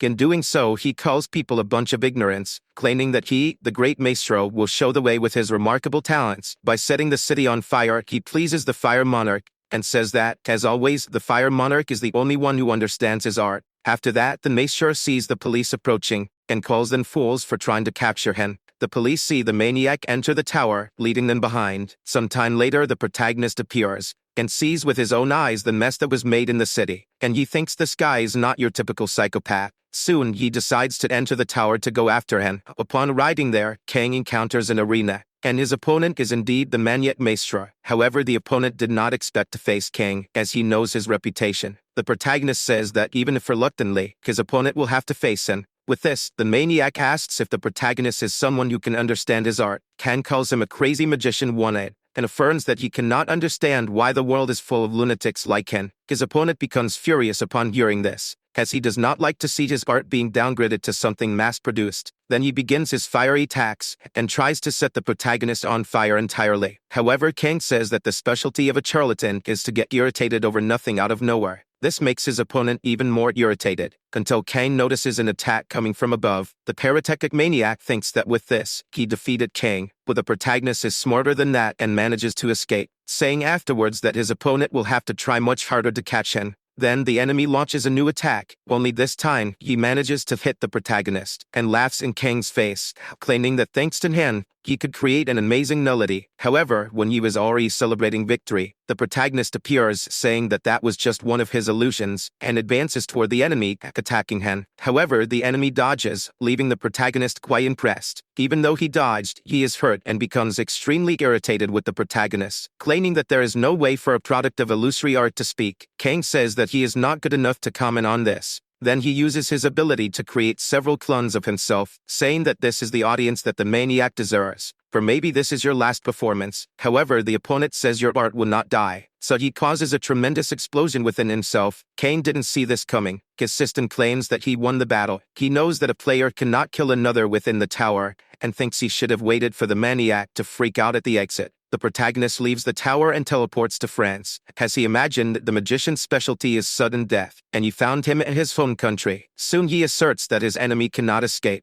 Kang attacks him with his ice blades, preventing the enemy from running away. With this, he advances in his direction, and strikes him, aiming to defeat him definitively. However, a shield appears around the magician. The protagonist realizes that it wasn't his opponent, but rather someone who intervened for him. From the other side, a woman emerges and tells Kang to drop his weapons. The protagonist sees an old acquaintance, Saint Mary Jaeger, master of the Knights and Rescue Guild, and asks what she's doing there. She answers that the French government asked for her guild's cooperation in an investigation about the Black Player, and that they were waiting for him to leave the tower to capture him. Kang asks if they can free him from the shield, but Mary says the Black Player cannot die yet. She also says that killing in the middle of pursuit is only acceptable in certain circumstances. The protagonist sarcastically comments that she really is a saint, and Mary says that revenge breeds more revenge, and just because the enemy acts like a monster, doesn't mean the protagonist should act like one too. Kang asks what's wrong with killing the Black Player, especially after what he's done. She answers that she's saying this for his own good. By the way, she asks if the protagonist is aware of the types of global consequences this would bring. But while the two argued, the ice covering the enemy melted,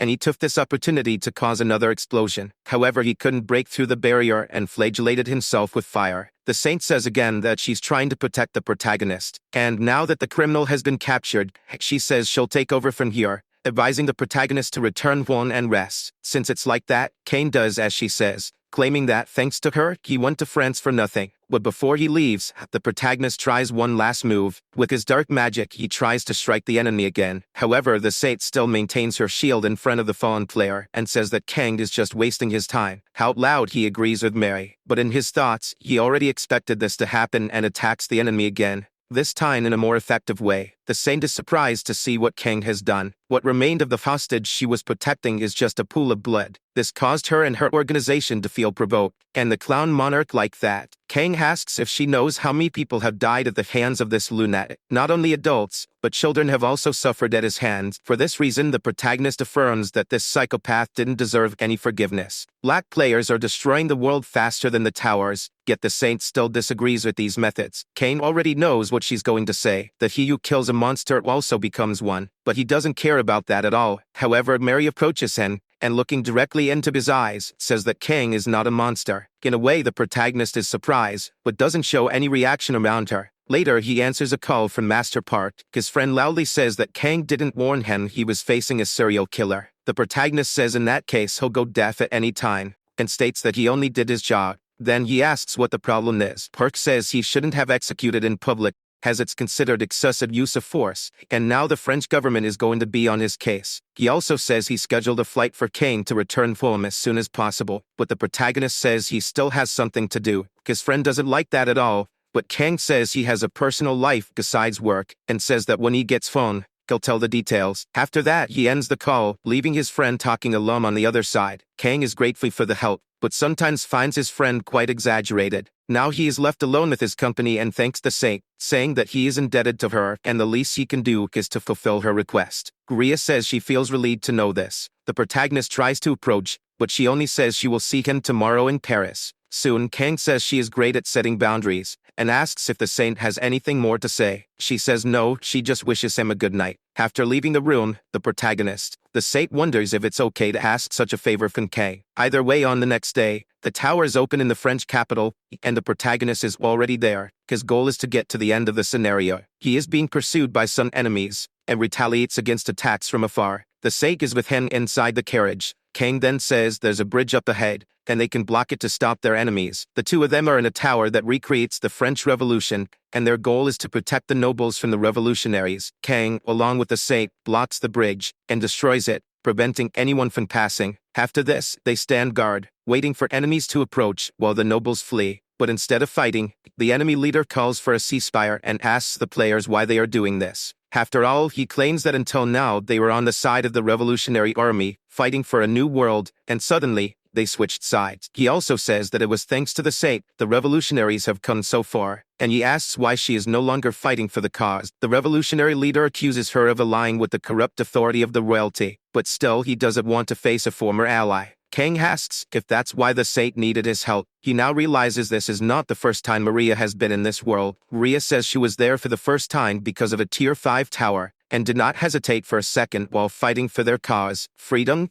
equality, and union. The protagonist notes some familiarity in this, and she says it's the same slogan used by the Great Revolution of the past. Kang says that those who believe they are fighting for a righteous cause are now her enemies, and tells Maria if she wants to switch sides, now is the time. She says that the tower is a restricted entity. Looking towards the future, they need to face them in order to reach Tier 6 and complete it. So the protagonist agrees to continue. Soon, the Saint says she is happy to have him by her side in the tower. After this, the revolutionary leader tries to argue with the visitors, but he is soon hit by the protagonist. Kang even laughs at the situation, and asks the leader if he still thinks the visitors are apostles doing God's will. He also gives a final warning to the enemies, saying that even though the bridge has fallen, they should retreat, as he doesn't want to spill any blood. However, the leader says he cannot do that. Even if it means having to face visitors from another world, if it is for the greater good, he will do so. He also states that he will proceed with the anti-visitor tactics, and directs his soldiers to activate the tactical mode of the armor,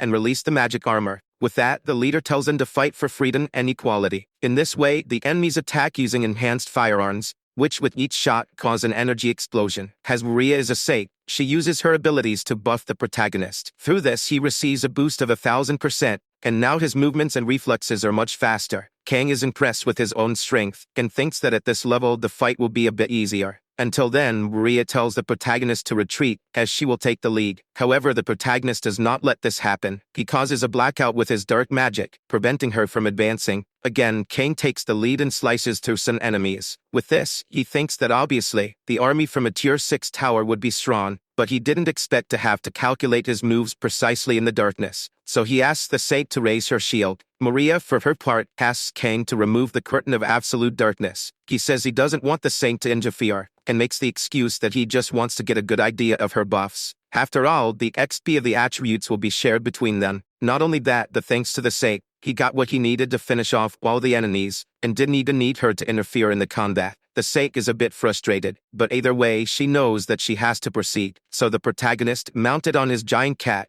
asks her to climb aboard too, has the need to reach the king as soon as possible, and asserts that none of this will matter if their city fall. Maria says he doesn't need to do all this, but Kane asserts that he feels very comfortable, and if she just throws the buffs, he claims he can defeat all the enemies and spare her from this. However, the Saint says that this is not why she called him. The protagonist says that it doesn't matter, after all, he's already doing all this for her. Elsewhere, a place is being set on fire, and some are screaming to kill the enemies of the revolution. The one in charge says these are the orders from the Duke of Blood and Iron, and all sympathizers of the old system must die, and no one should be spared, regardless of gender or age. Upon arriving there, the Saint is horrified to see the damage done, and wonders why the revolutionary army went so far. Kane says this is exactly what an ideology means and claims the same would have happened to the townspeople they left. Then his system alerts that the Duke's personal bodyguards, the Iron Blood soldiers, were blocking the way. Soon Kang states they are no longer the revolutionary army fighting for a great cause, but a recognized group of criminals, and he tells the Saint that there will be a blackout for the next few minutes. Time passes, and they complete the tower. Then the Saint meets some reporters who want to know more about her raid with the Hero King. She is slightly bothered,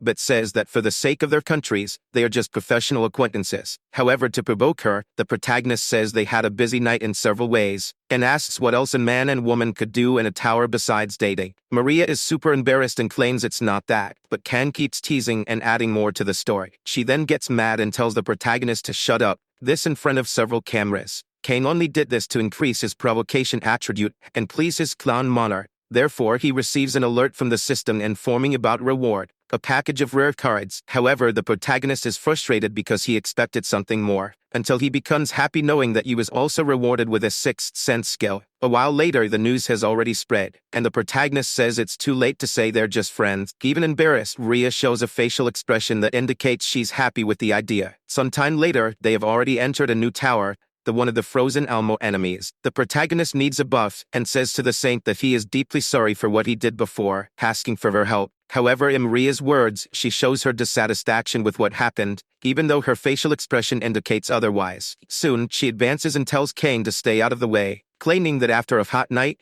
comes a cold one. Then she fights alone, and using her powers, completes the Tower of the Frozen Helmets. After that, the two conducted a series of shocking raids for a month, and with each victory, they both leveled up and earned rewards. After they finish, Maria accompanies Kane to the airport. He is still teasing her with his jokes about them being a couple. However, Maria says she envies him and asks how he can act so irresponsibly. Kane takes it as a compliment, and Maria says that even so, she is happy to have him as a player she can trust. The protagonist says he feels the same, and Maria wishes him a safe journey home. Before leaving, the Saint gives thanks for the good he has done to the world. On the plane, Kang reflects on this. He thinks it is more efficient to cooperate in this way, but national interest is everyone's priority. He also says that at some point, he will have to invite the Saint to his country, but his cat interrupts him and asks how long Kang will keep petting him. The protagonist asks since when he knows how to speak. Blackie answers he has a ball. Then Kang asks why he didn't say anything before. The cat says he didn't want to disrupt his flirtation with that woman, but now he wants to stop the games and tells the protagonist to open the package of card T1.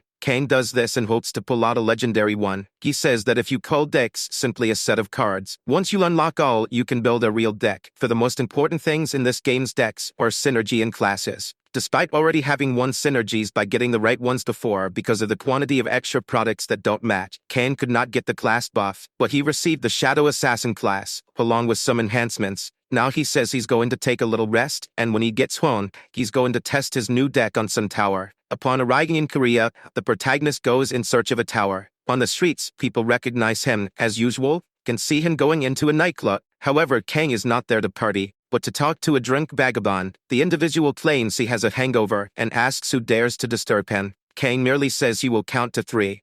By the end of the countdown, he ought to stand up and follow him. However, the drunkard asks who he is to give orders. He also says that his father is the president of Group Pox, thus, he cannot be treated in any manner. But the protagonist does not care about that. He grabs the individual by the hair and leaves the place, dragging him out. Before that, he went to the association president, claiming he was planning to test his new deck, and thought about taking the newbies on a free excursion. The president said that, if that was the case, there would be a promising rookie who recently awoke. But upon meeting this promising rookie, Kang cannot believe he is the same that finished a Tier 3 tower. Upon hearing this, the rookie realizes he is standing before the Hero King and asks if he is there to take him to a Tier 4 tower, because he claims he is tired of Tier 3 towers. This leaves the protagonist impressed, so he decides to face a Tier 4 tower with the rookie, and first wants to witness what he can do. Then he puts the rookie against an enemy, but the boy is scared, as he sees up close what he will have to face. Instead of fighting, he starts to run, and asks the protagonist for help, but Kane merely says that he will not move. The spoiled boy asks if the protagonist thinks everything is going to be okay if he lets him die there. From afar, Kane notices that the boy is only able to withstand the blows due to the armor he is wearing. He knows it's not bad to get a free excursion, but the selfish only think about fighting on their own,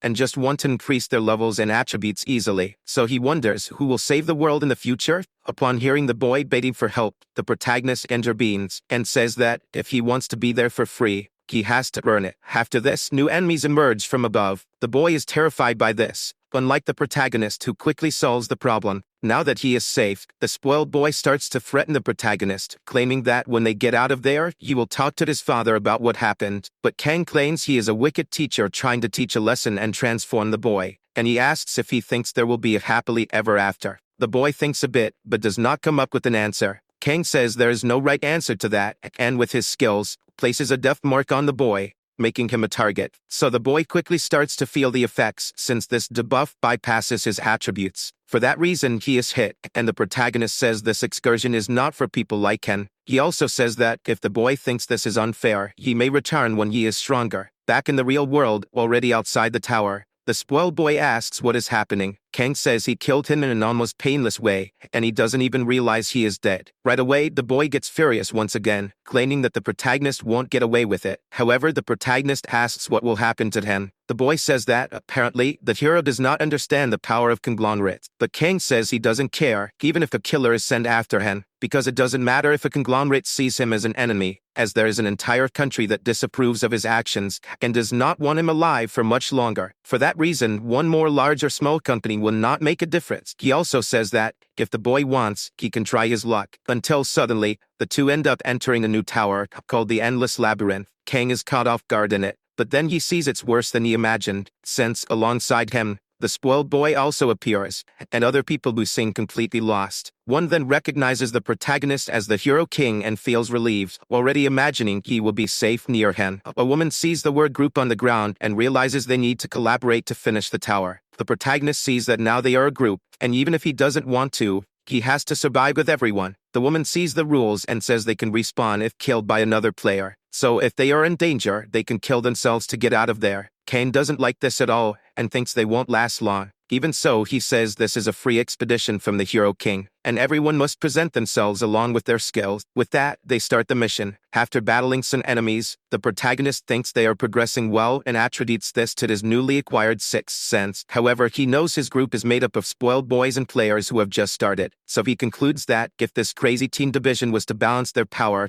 the opponents are probably all veteran players and level 40. Therefore, it would be no surprise if they seemed like easy prey. Then he tells everyone to gather in one place, because they have guests. Next, the enemies appear. The clash between them starts immediately. The protagonist states that if most of the team die, the rest will be disqualified. The opposing team is already at a disadvantage. Therefore, the scenario itself finds a way to beat them, thus disqualifying everyone, as per the rules. Kang, for his part, notices something, and kills the enemies before his own tower, because he knows that if a player is killed by the maze, he cannot be reborn, even after it's completed. With that, he says they'd better be grateful for his kindness and having killed them before the tower. From afar, another player observes the protagonist, and tries to hurry to warn his friends, but he gets surprised as Kang appears out of nowhere. The player is mega shocked and disguises, claiming to be a big fan of the Hero King. Kang just asks if he is there alone. Shortly after, This player runs away, until he gets to his group saying he found other players. He also says that one of them was high level and the others were weak. Their leader says they only need to deal with the weaker ones, and the rest will be disqualified. However, he asks if they are running in the right direction. The player apologizes, claiming it's better this way. Then the others realize that they've fallen into a trap, and before they can do anything, they are defeated by the protagonist, and the whole group fails to complete the raid. Kane doesn't stop there. He goes to all opposing groups and defeats them,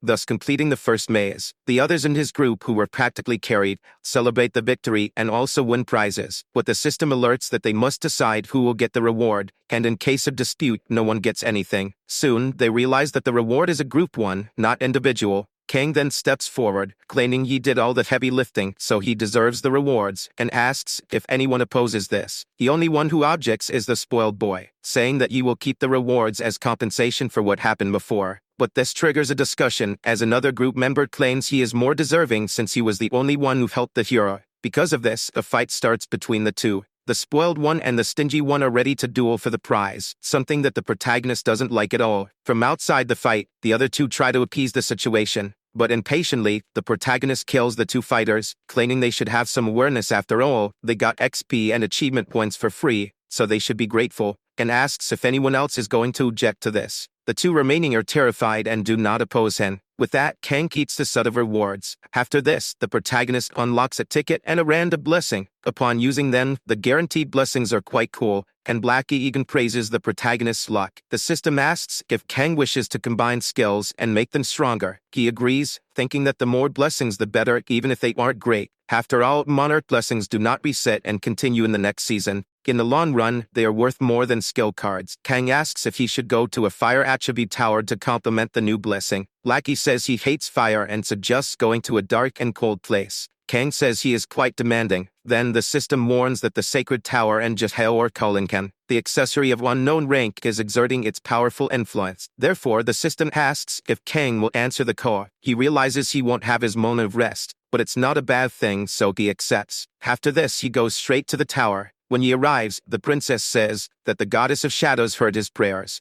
and the protagonist has also answered her call. Kang immediately recognizes her as Princess Syria, the same one he rescued before, and he notices that she is now in higher position, for she is no longer a princess, but a queen. Syria says she has a debt to the protagonist that cannot be described in words, and he is there as an ally, so her guards should not show hostility. Kang realizes that the last tower ended with her being crowned queen, and asks how he can help this time, for he is unsure why the current queen would need his help, but she says that the Holy Land has been taken over by the Elden Kingdom of Ayo. After that, the Pope died of heartbreak. The new one took over and made an appeal to the human kings to unite their forces to reclaim the territory. Soon, the Third Holy War between the desert elves and humans began, so Kang realizes it is a religious conflict and thinks it could all be resolved with some kind of agreement. But Syria says the kings of 3 nations have sent their armies. Their target is likely the fortress they're now in, the closest to the Holy Land. Then she asks if the protagonist will fight by her side in this war. Before responding, Kang spots the King of Malice standing on the horizon. Syria is impressed that he could see this despite being so far away. Regardless, the protagonist uses his secondary deck and exchanges glasses for an ice beam. With this, he prepares to attack from a distance, and tells the queen she doesn't have to worry about a thing. After that, a human eagle surveys the area around them. The protagonist moves closer to the enemy, and with his weapon, he gets an expanded view of things. He promptly begins firing from a distance. The humans quickly raise their shields. As such,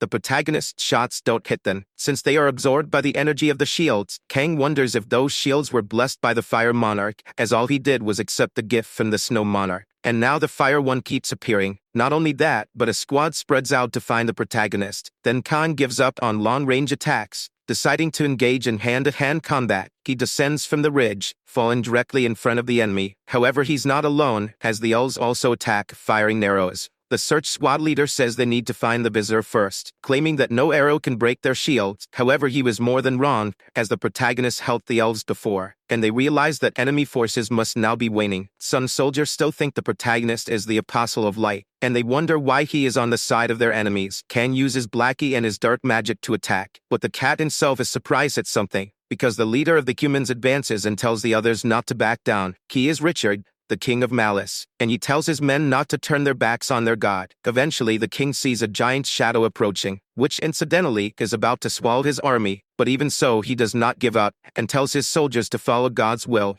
With his sword, he breaks the dart barrier and advances towards the enemies. His strength and determination infect everyone, something that catches the protagonist off guard. The enemies charge at the protagonist. Not only that, but they are determined to defeat Kang. Kang sees this up close. But when he's about to retaliate, attacks come from the other direction. The elves appear, and one of them tells the protagonist to keep his eyes on the target. By the orders of their queen, they confront the humans head-on. Kang realizes that in their squad there are also a lot of fanatics. Both sides face each other directly. The battle between humans and elves is quite intense, and soldiers from both sides die. However, the humans do not fare better. The elves move faster than the knights, until the king of the humans appears and defeats several elves. But he is after something bigger. The protagonist realizes this too, and says that he's now going to balance things out. Soon, the two finally start to fight. However, even the king of humans still sees the protagonist as an apostle who turned against them, and he asks the protagonist who he thinks he is facing. Kang simply says that the king is his enemy,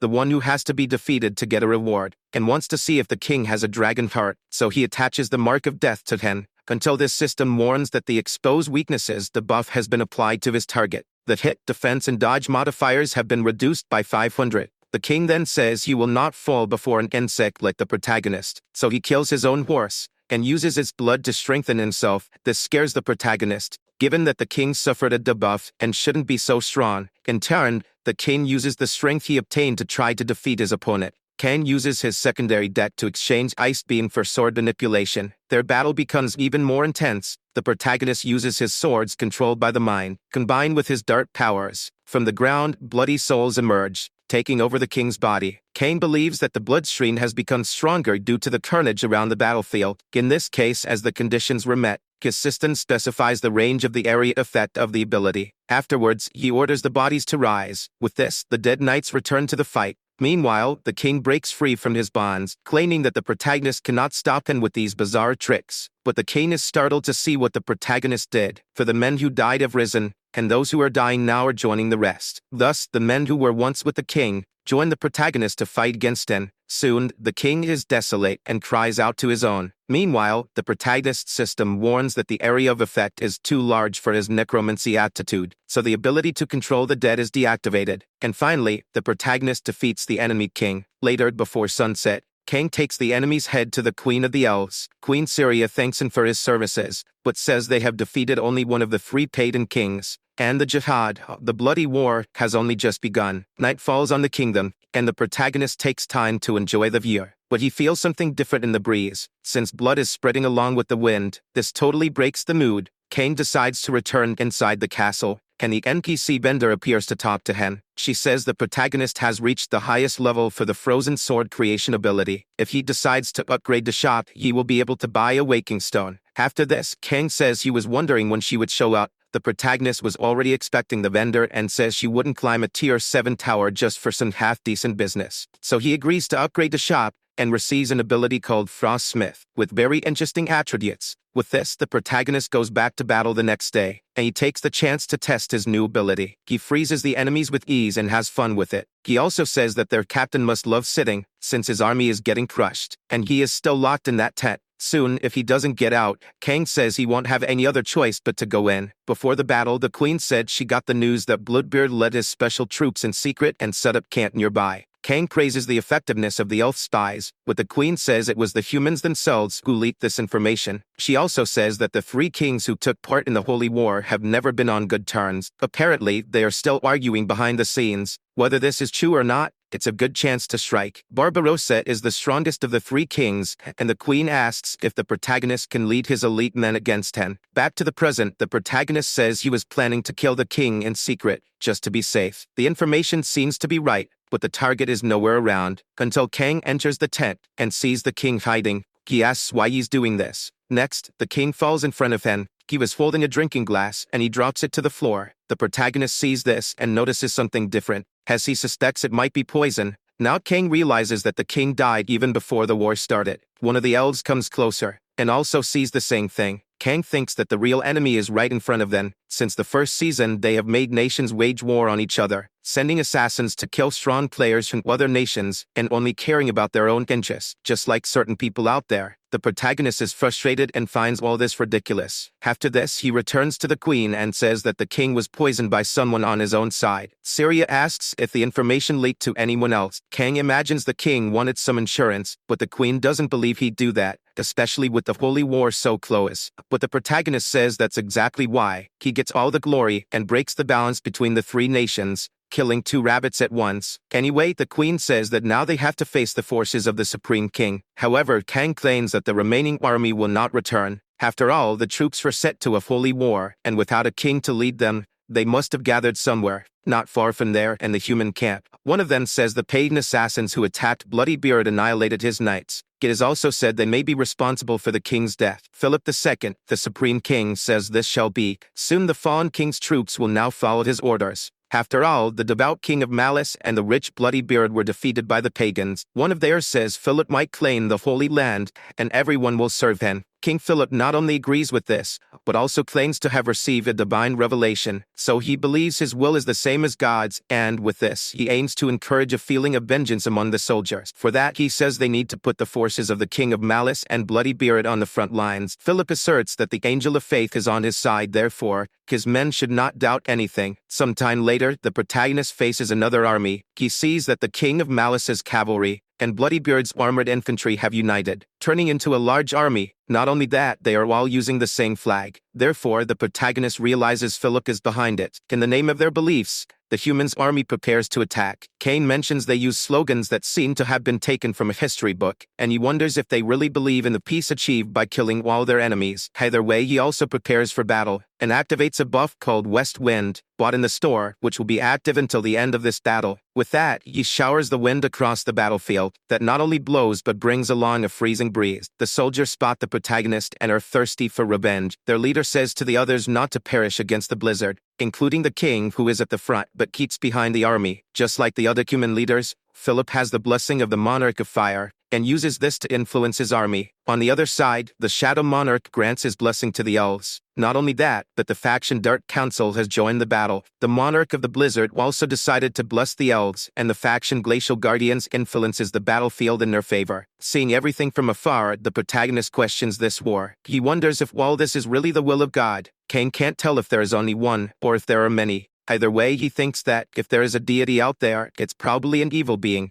Blackie tells Kang to stop the nonsense and just do his job. The protagonist says his cat is right, and finally decides to join the fight, looking to end this war. The protagonist's assistant issues an alert, telling him not to disappoint the council, and informing that he will temporarily have 100 shadow puppets to use. With so much support in the battle, Kang was indeed impressed, seeing that it's not just him wanting to win this battle, but he notices that it's not much different from the enemy side. On the human side, there are 59 ranked Sentinel Angels. He lets the puppets take care of the angel, because he wants to be exclusively available to his opponent. Next, he faces King Philip. Then the two clash. But with that, something unexpected happens. The protagonist realizes that Philip's equipment looks like a player's. However, Philip talks as if he were a character. With that, Kang thinks he might not be a player, but rather the original owner of the Golden Fanaticism. Next, Philip attacks him from above, and Kane does not like that, claiming that now everyone has wings on their back. However, he receives an alert from the system, saying that the Shadow Monarch granted the buff Raven wings. Now the protagonist can fly too, but he did not like it, saying he was not asking for wings. Fighting this way ends up turning his well-planned deck into a set of useless papers. The only one who liked that was Philip, who claims to have a worthy opponent to face. Thus, the two start a fight in the sky. Philip says apparently the protagonist is having difficulties, and says this is a punishment for betraying God's will. Kang decides to provoke him, asking if poisoning Bloodybeard was also God's will. His opponent says the protagonist is resorting to cheap tricks, and he claims he won't fall for that. He asserts that everything he does is God's will. Philip proclaims himself a Seraphim, saying that this makes his will and God's the same thing. However, he tries to attack the protagonist, and ends up, actually, Kitty and Ice Clone. Kang appears from behind and says that wings are a nuisance as they block the vision. Then he hits Philip from behind, but his system alerts that the rank 8 Seraph has the body of the Supreme King. Next, Philip's body begins to glow, causing a large explosion that pushes the protagonist away. The part of Philip's body that was hit regenerates. He resurfaces with a halo on his head, and a set of even more magnificent wings. Kang sees all of this up close, and thinks that angels are now stealing bodies. His system alerts that the Fire Destroyers faction imbued the Sword of Light with infernal flames, and the Glacial Guardians faction imbued the Ice Sword with the Chilled Key of Causidus. In this way, Kang has a force equal to that of his opponent, until suddenly, it starts to rain. As the rain falls on the soldiers on the ground, high above, the two opponents confront each other. The battle is intense for both. Kang struggles to fight while flying, until in a careless act, the enemy manages to cut off one of his wings. Philip thinks he has the upper hand, and takes the opportunity to attack the protagonist. He uses all his strength to try to defeat his adversary, but Kang still had a card up his sleeve. He uses Blackie to pierce Philip with his spikes. Not only that, but Kang also uses his mentally controlled swords to cause even greater damage. This way, he manages to escape being killed, and finally defeats King Philip. His system alerts that he killed the one who had the body of an archangel. With the fight finally over, he tears off the other wing he has, claiming he no longer needs it. From the ground, some soldiers see something falling, and when they realize what it is, they are shocked, as it was their own king. Not only Philip, but the other angels also fall. The protagonist's system alerts that the flow of the story has been distorted. The altered story is modifying the player's historic equipment. Kang won the suit that Philip wore as soon as he defeated him, in addition to earning 10,000 conquest points. At the end of the day, he is glad that it's all over. Therefore, he returns to the real world, and is immediately surrounded by several reporters. Kang is confused as he entered the tower from inside his house, but did not return the same way. Upon seeing that he is in a different suit, several questions arise. However, Kang is not in the mood to answer any of them. Meanwhile, his manager comes running, but upon seeing the protagonist, he notices that he looks different. Kang decides to speak to the press. He says that people love heroic deeds, and are desperate to hear that he is past his prime. He also says he feels ashamed at times and wonders why he goes through so much to protect the world. And since he was so provoked to speak, he asks if, by any chance, they like war that much. This question leaves those present utterly captivated. Kang continues, saying that war is having molten iron poured on you as you scale castle walls, being hit by arrows, being cut open and watching your guts spill out. But he mentions that they are now in the 21st century, and for this reason, he wants to justify this era. So he mentions the missiles falling from the sky, bullets going through people, and fighters bombing innocents. However, one way or another, the part about the guts spilling out of the body remains the same. That's why he reinforces what he said before and asks again if they like war. Some say it's impossible to like that there's no one who likes war, even being the one who wins or loses, because in all scenarios war is horrible. Meanwhile, Kang remembers what happened before he left the tower. The queen told him she was happy with his revenge, but now she was scared, so he asked what made her so frightened. Sirius said that the end of this war,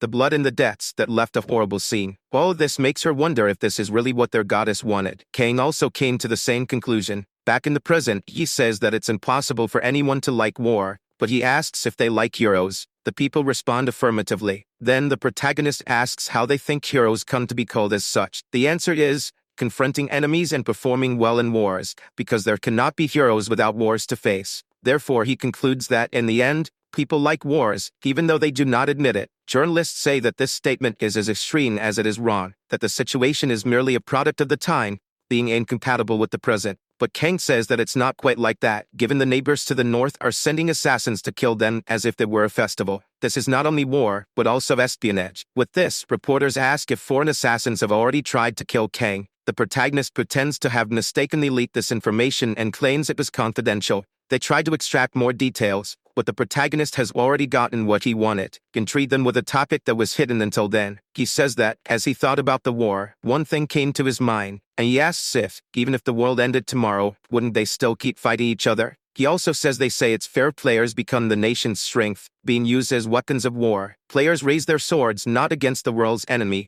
but against their nation's enemy. Kang says that even without him or the other war heroes, they seem to believe they can conclude the season. And he says the reporters seem to believe in this lie. So he asks why does he have to go through so much hardship, precisely to save a world that does not need him. While this protagonist's speech is broadcasted live around the world, important people from various nations listen to what he is saying, and some are slightly worried, until a reporter comes forth arguing it's worth fighting. Kang asks why. He and others say innocent people can't be sacrificed, and that a player can't recklessly abandon his responsibility. Kang says everyone can be both a hero or a villain. It's up to each to decide which role they will play. But then he is interrupted. His manager grabs him by the arm and wants to get the protagonist away from the cameras. He pulls Kang away, claiming it's official business. Before leaving, the protagonist gives his final warning, claiming others should not talk about the player's duty or convictions, because if an ignorant like him had convictions, he wouldn't take responsibility for the mess the world is in. He also tells them to make sure to broadcast that. His attitude pleases the clown monarch greatly. Meanwhile, Park says he's going to take Won, but Kane only wants to know about the rewards he received. His system alerts him that he received a legendary item,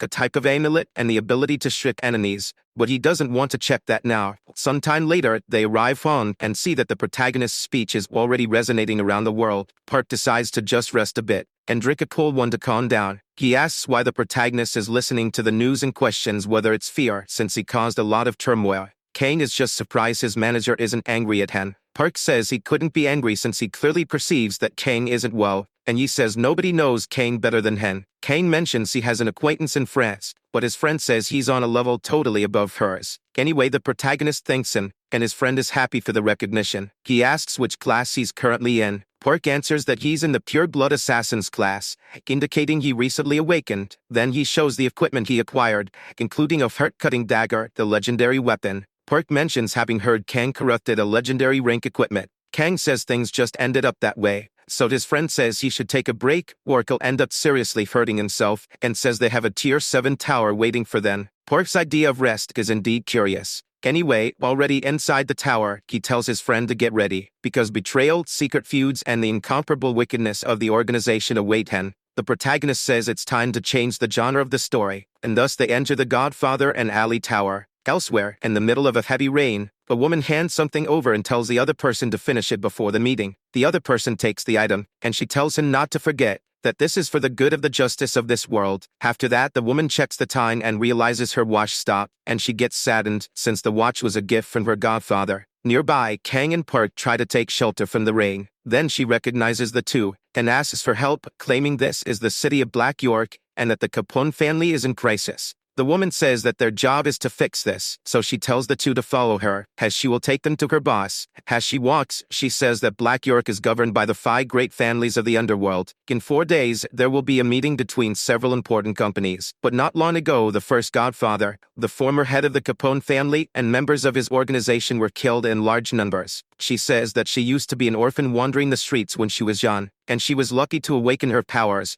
but they were not very useful, until her life changed when her godfather adopted her. Kane does not seem very interested in this part of the story. Anyway, she says that during the attack, she was only able to save one person, the godfather's son, the current head of the organization. As soon as they enter the room, the boss greets the visitors, stating that he is the leader of this company, and also the head of the Capone family. Park then says that he is the little boss. Soon the boy gets irritated, saying that this is a rude way to address Vito Capone, a great boss and the rightful heir of his family. The one tries to calm him down, saying that these foreigners do not know how to judge character, and claims that his presence as a boss exudes respect. The boy, with his ego soothed, then says that he does not have much time and wants to get straight to business. Then he tells Rebecca to carry out the procedures. Kane, who has not spoken until now, just observes everything. After talking for a bit, Rebecca says that, to simplify, their goal is to resurrect the Capone family. At the meeting between the 5 great families in 4 days, they need to attract as much attention as possible and discover the culprits and the mastermind behind the assassination of the former boss and his executives. Kang asks who they suspect. Rebecca says that the most likely culprit would be one of the leaders of the other great families, or someone who was part of their alliance. The main suspect is Gambino. He is weak now and seems to want a war. The protagonist looks at all the files and asks if he should kill all of them. Rebecca says that it is not a bad idea, since they would eventually eliminate all the Capone's enemies anyway. However, Kang says that he thinks the boss does not agree with her. Vito, in a way, agrees, and claims that the Capones have always been great, but only reached their peak with his father. However, he has observed Rebecca for 20 years. The boy says that her methods are the very essence of the Capone family, and there is no need for a different perspective. Kang says that the boss is Vito, not this woman, stating that he is the one who has to make the decisions. He says that he knows that, but claims that Rebecca knows more than he does. Then the protagonist asks if he also wants to kill the rivals. Honestly, the boy responds that if they were not responsible,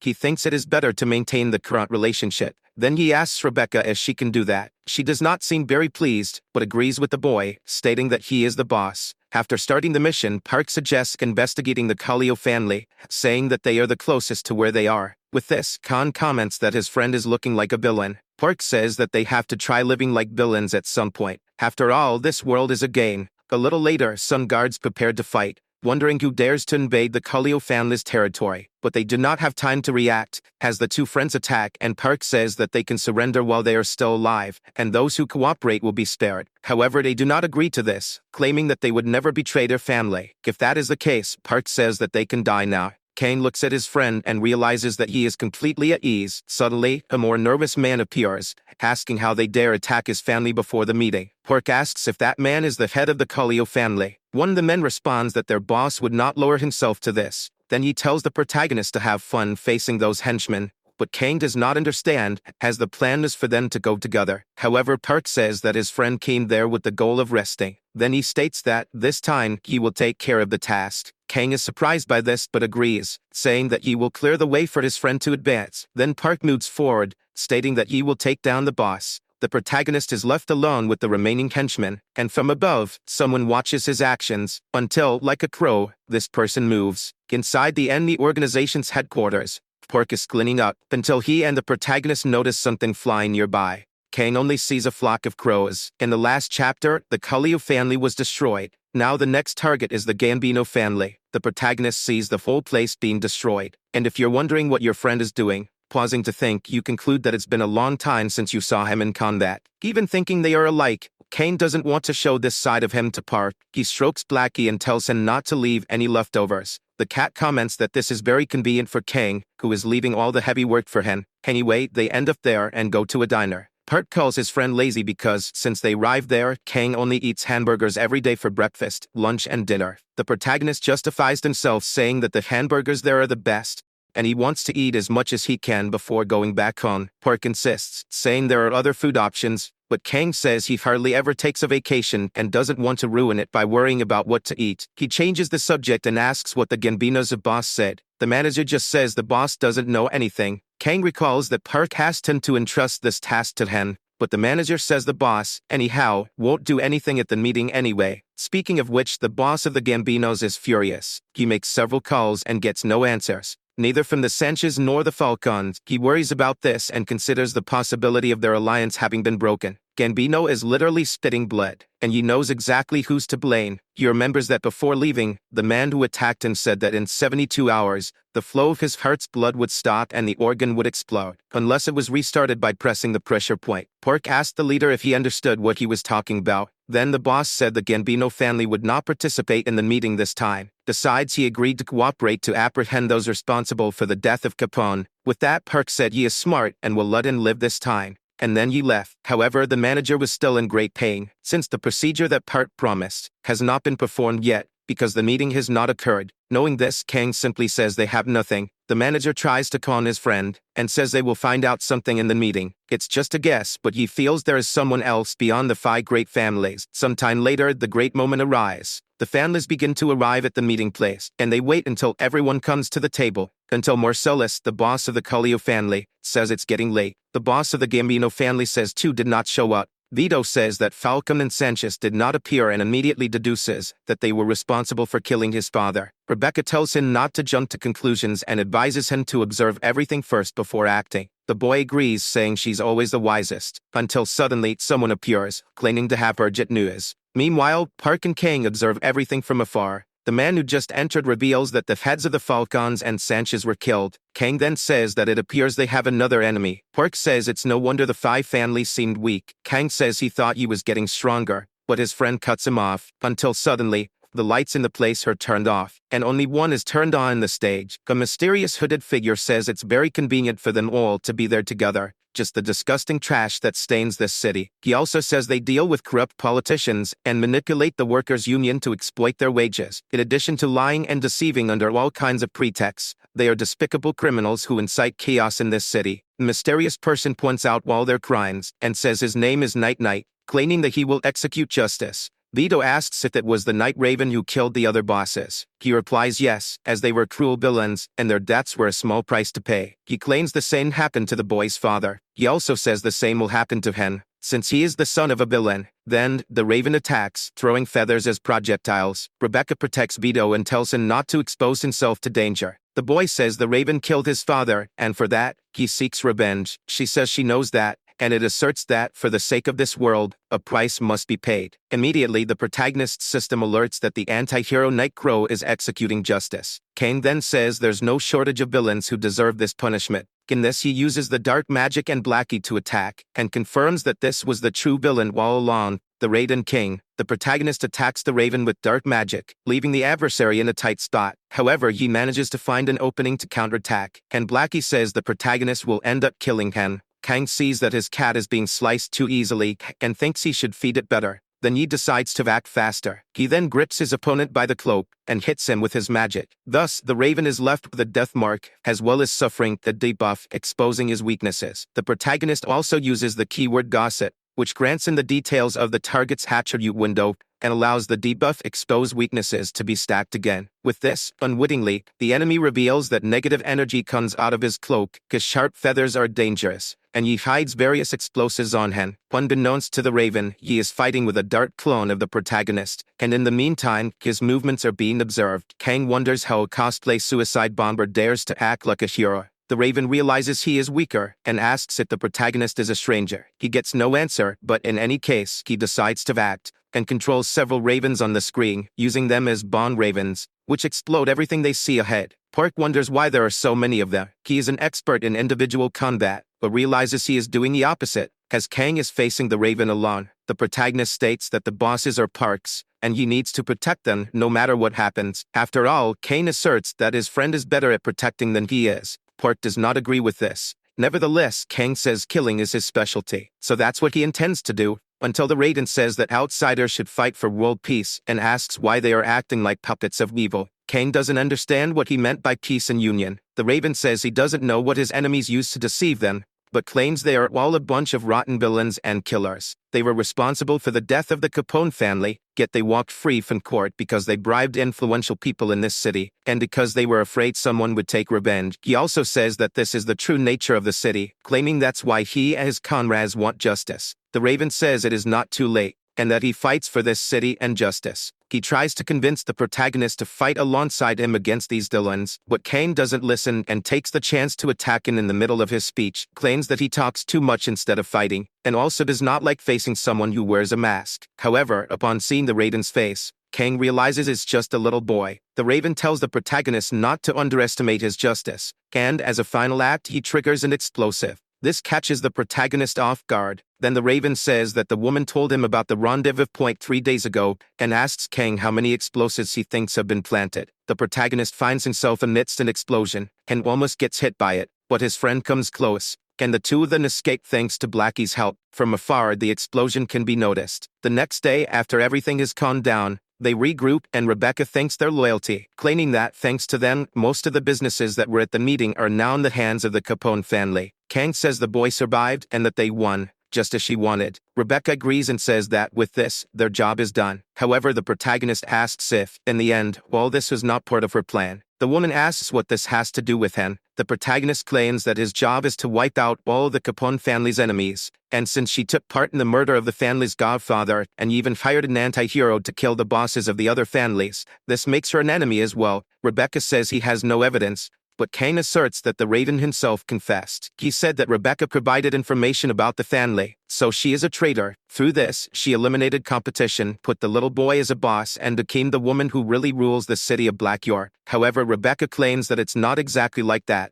asserting that she did all this for Beto. She states that Beto is an extremely kind and innocent boy, so she eradicated the godfather who forced him to train to be his successor and all other threats to him, all to protect him from this world's cruelty. Rebecca believes she only did what a guardian had to do, but Kang says she betrayed the one who took her off the streets and used his son as a puppet to become the queen of the night. Park takes over the conversation and says she is not a guardian, for her actions have made the boy someone incapable of doing anything on his own, and that she is only thinking of her own good. Rebecca states that no foreigner is qualified to judge her. Park then suggests asking the boy's opinion, Thus, Rebecca realizes that Beto was listening to everything. He begins to cry upon learning the entire truth. She tries to justify herself, but Beto surprises her, revealing that he has powers and uses them to subdue her. Vito says she was right, as always, because the world is really cruel. After that, they complete the mission and return home. Park mourns not having lived a hero adventure. Kang, on the other hand, likes to go home and not be surrounded by the press. His friend suggests that they do this again, until his assistant shows up.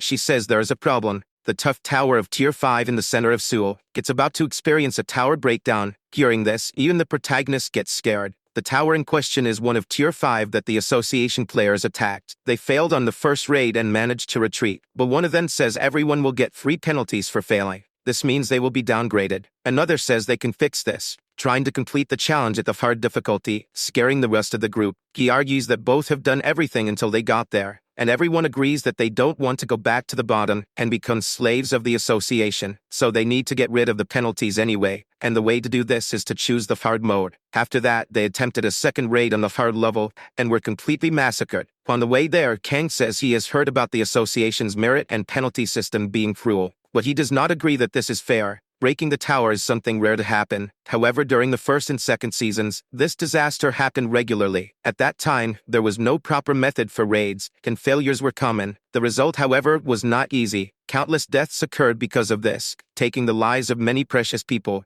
including the protagonist's family, before he became a player, and even after that. But he thinks things are not as they used to be, so he decides to unlock all uncollected equipment and skill packages. His current settings are good, however he doesn't want to allow an opening that can compromise him. This way, he prepares for something big, assembling a new skills deck. Finally, after a car ride, he arrives at the location, and as soon as he steps out of the vehicle, people around get excited, as they see that the Hero King has arrived to help. Kang, on the other hand, can only think about the challenges to come. He sees that some kind of black hole is forming in the sky. People who were already scared become even more so. Some players prepare to face what's coming, but the protagonist steps forward and says that those who meet the following conditions should get the heck out of there as soon as possible. First condition, those who might accidentally fall into his skill. Second, anyone who is not confident they can keep up with him. And third, all people besides him. Then the other players retreat and let the protagonist work. Kang stands before a barrage of enemies and starts to act, slicing them all. He realizes that the place is becoming more and more infested with bizarre creatures. Additionally, he sees something he has no idea what it is, but by the name of the tower, the enemies that the players faced must be the people of the kingdom within the tower, which means that the monsters coming out of the tower break are irrelevant to it. So he wonders where they are coming from, until a press helicopter approaches the location, trying to cover the event. The journalist says that the Hero King is a controversial figure, but when it comes to abilities, he gets the job done. Kang gets an alert that the Monarch of the Abyss is awakening the darkness from the depths. With this, the journalist reports that the portal is changing color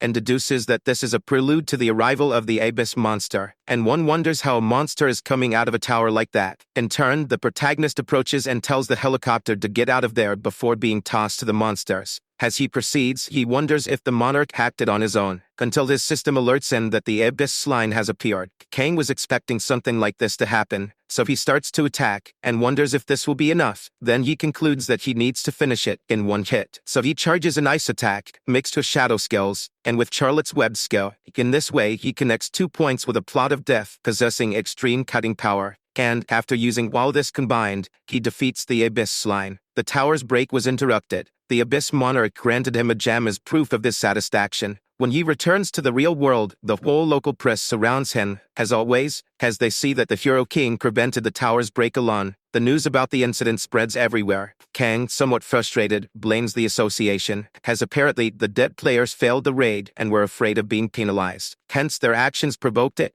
and the tower broke. The press questioned the association, and the answer they got was that the association admitted part of the blame, but tried to justify itself. To the protagonist, what matters is that the press cracked down on the association, and he celebrates with his friend. Park, moreover, says they need to use this chance to purify the association. The protagonist asks if his friend is going to run for president or something like that. He responds that he is not, and says he is talking about creating a guild. Kang says the law prevents them from establishing guilds, claiming that a nation should have only one guild, so it will be hard to do that. His friend says that's why they need to use this chance to change that rule. They can take advantage of all the absurdities committed by the association, especially since they'd never entered a tower and yet establish rules about them. Not to mention they only promote those with sponsorship and neglect the others.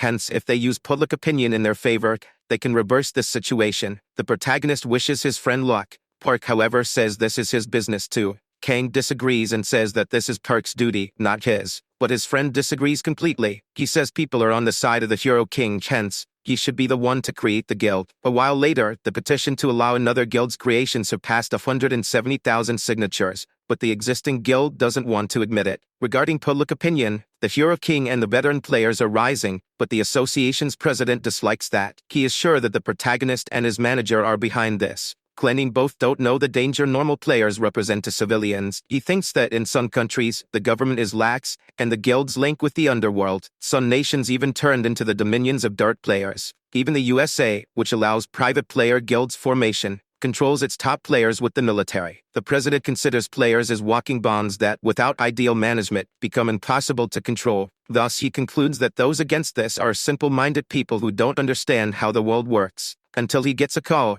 his system alerts that the wicked monarch is interested in him, and asks the president if he is interested in accepting the tower challenge. Far from there, an announcement from the protagonist occurs. People note that this is his armor from the previous season and wonder why this advertisement is still broadcast. For his part, the protagonist thinks about the creation of this new guild. In every way, Part tried to convince him to create it, but Kang, at the time, pointed out several problems. Then his friend told him not to worry about the details, as he just needs to assume the leadership position and lead the background tasks to his manager. Park stated that, to create a better world, they need the hero king because he is the only one who can do that. Kang kept this in mind, and wonders why the hero king always goes to the front lines before others. He thinks his real duty is to complete towers. The protagonist uses his system to find towers at his level but finds none. Then he decides to turn off his GPS, as he thinks there are several ways to enter towers without having to search for them, by receiving an amulet from them and waiting for their call. Upon completing the last mission, he received an amulet from the boss. Kang knows that these objects are a means of connecting the tower world with the outside world, but he has a hunch that he won't be called on anytime soon, so he figures he can only wait. Then suddenly, an alert is issued throughout the city, stating that a tower of departure will be established in moments. Soon, people should savor the performance of the top rankings of the 5th season and a live broadcast. The protagonist doesn't quite understand what this is, but his system alerts him that the clown monarch is very eager for his participation. Meanwhile, organizations from various places try to understand what this tower is all about, since information about it is scarce, and everything will be broadcast live. But there is a catch, as if the participating players fail in the challenge, 100 million random people will die.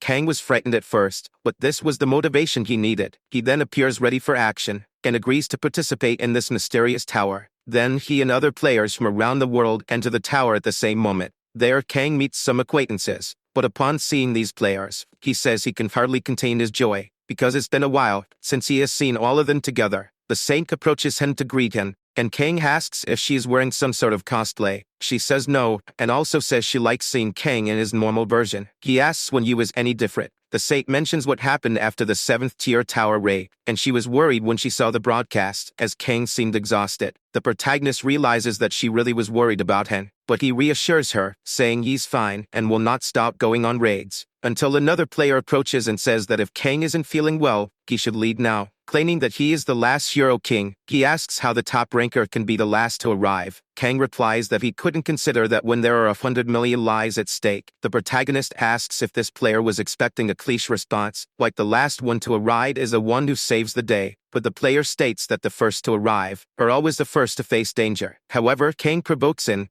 asking if he rehearsed that line, claiming that he doesn't care about anything and is just pretending. But the player doesn't appreciate this, and they both start arguing, until another older player interrupts the conversation, and Kang asks how he dares to show up without the appropriate equipment. He replies it isn't the start of the season yet, and he believes that no one will die in this tower. After all, they are being watched by people around the world. After that, the system alerts them that they will temporarily receive a 5th season and set of items until they leave the tower. With that, skills and equipment are distributed. Then the old man says this should decrease even more the chance of someone dying. He is Jort the Gravedigger, CEO of an artifacts company. With his help, the players get stronger and ready to act, until a woman approaches Maria and can't believe they are playing mind games right now. This woman is Lydia, international master player and member of the police, and she says that men's maturity has no limit. The saint says they must realize how many lives depend on this tower raid, until Lieutenant General Kilgore from the US joins the conversation, and says that everyone should fulfill their duties to this planet and their nations. The grave digger tells the others to be careful with their actions there. In turn, Kang mentions they should have broadcasted during the pestilence Lord raid. Suddenly someone appears and greets them, apologizing for keeping them waiting.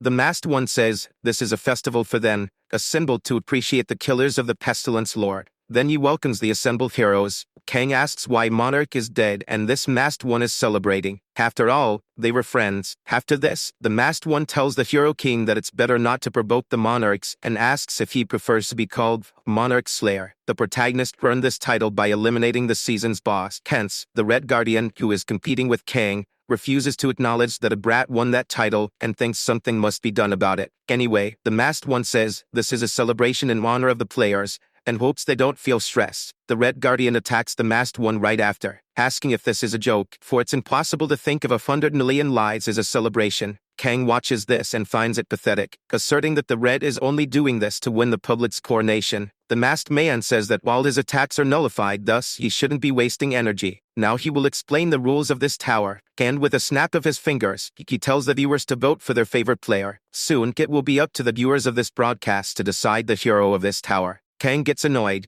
claiming they could easily rid the votes, but the masked one covers his mouth, telling him to be careful with what he says, as they have rules to follow. He also states that their mission is simple: garner the viewers' interest and entertain them. The way they do this is entirely up to them, and the number of individual votes each one receives will determine the points they get. Yet if the number of votes is low or if they fail to retain the viewer's attention, the raid will be deemed a failure, and that means millions will die. So the masked one tells them not to stand idle, as they must use everything they have to create something interesting for the world's sake. After this, the Red Guardian and Sword Master request a duel in the arena with the Hero King. Kang says he is quick and asks why he needs to fight. The masked one states that he cannot reject the opponent's desire, and even if he dies in the arena, he will be reborn there anyway. He creates the arena and says the players cannot leave until the tower's voting is over. Before it starts, the protagonist has a doubt and asks if the Red One wishes to fight him again after being crushed. He responds that if he cannot defeat the protagonist, the votes will be useless to him, and claims that he will make up for the loss on the first day of the season. With all this pent-up rage, he begins to attack. Kang, on the other hand, decides to provoke him, saying that the feeling of hitting rock bottom must be terrible. His opponent takes the bait and attacks with greater intensity, using the lone sword of the nine. The other players are astounded at what is happening, as the protagonist is holding his own against the Red Guardian. He not only has his sword, but is also using the same skills. The Gravedigger thinks this can only be a skill copy. Even the Red One notices this, and wonders if the Hero King had a contract with the Monarch of Murs. He claims to have devoted his entire life to this sword, so he does not understand how the protagonist is winning a duel against him. From outside the arena, the Gravedigger finds it magnificent to watch the Hero King fight, and asks how any of them can kill the king.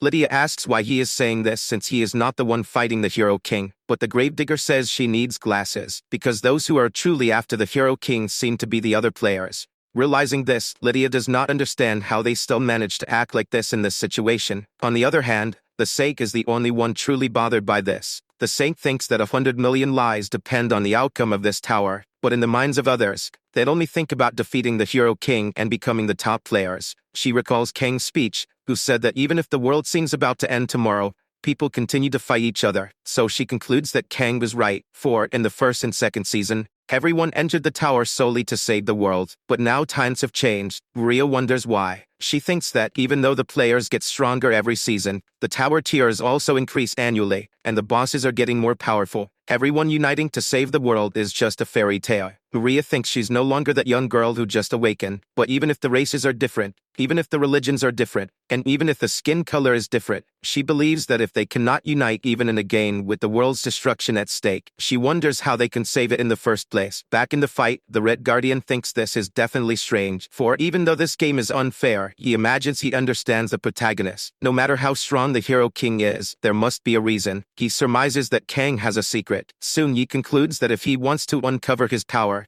then he will be able to beat him. At this moment, the Red One doesn't even care if he loses to him. All he wants is to discover the secret of his opponent's strength. However, he's not having the upper hand, and the protagonist says that the Red seems to have forgotten his place since he went easy on him. This greatly surprises the Red Guardian, and the protagonist takes the opportunity to attack him with a bit more force. Then, the Red realizes that his opponent has more secrets than he thought. Next, Kang speaks out that he is going to show the difference to anyone who dares to fight him again. Soon after, he executes a grand attack, which ravages a major part of the battlefield. The Red One is shocked at this, given that he had other plans in mind, but now everything has gone downhill. Kang opens his secondary deck, and, emerging from a sand store, he appears with a vastly different look. With that, everyone else is left in shock. The Red Guardian at this point no longer believes in his victory, for the protagonist manifests the mythical ability, Manifestation of the Celestial Demon. Kang manifests as a celestial demon, and with 3 swords of the celestial demon, he takes on the first form, opening a dimensional chasm of power, piercing his opponent from different directions. The Red Guardian is left leaking like a sieve. Kang now uses the 3 swords of the celestial demon, in its second form, called Destruction. The other players are left flabbergasted, since the Red Guardian was defeated so easily. The masked man then announces that the match is over and calls it magnificent, as expected from the Hero King. Following this, he says that the votes have started.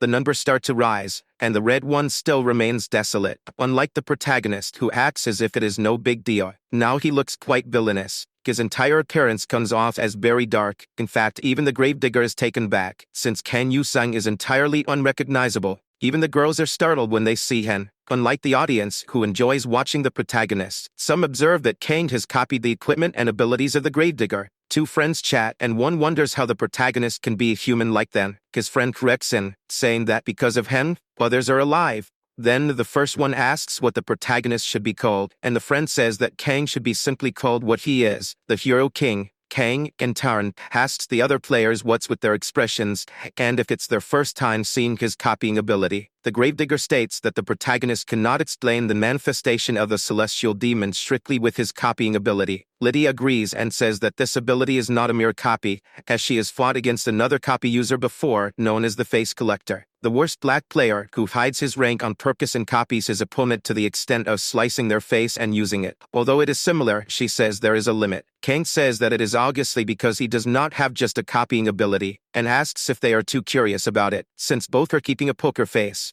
But he agrees to tell them one thing, and he reveals to them his biggest secret, that he made a pact with the Monarch of Truth. Kang says that is why he can't tell anything but the truth, even when the world is changing around him. The gravedigger George says that judging by the protagonist's appearance, he guesses he will be his next opponent. However, Kang responds that he hates fighting more than anything in the world, and also hates idiots who are on the offensive, without knowing their place. Jorth Delmeyer asks what he is planning. Kang says that from now on, he is going to try and convince the audience with a single truth. The masked one steps in, arguing that promoting oneself is basic for the voting. Following this, the stage starts to move, and the protagonist prepares to speak. He tests the microphone and asks if everyone is paying attention, declaring that they have no choice anyway after all. He changes the channel himself when he sees his own face on TV. Regardless, he says that there are 10 heroes gathered in the tower, and everyone should vote for one of them. If the votes are too few, 100 million people will earn a one-way ticket to Beyond. Hence, everyone should understand the importance of voting. Kang also says that even the worst tyrants became presidents thanks to votes, and if it goes wrong,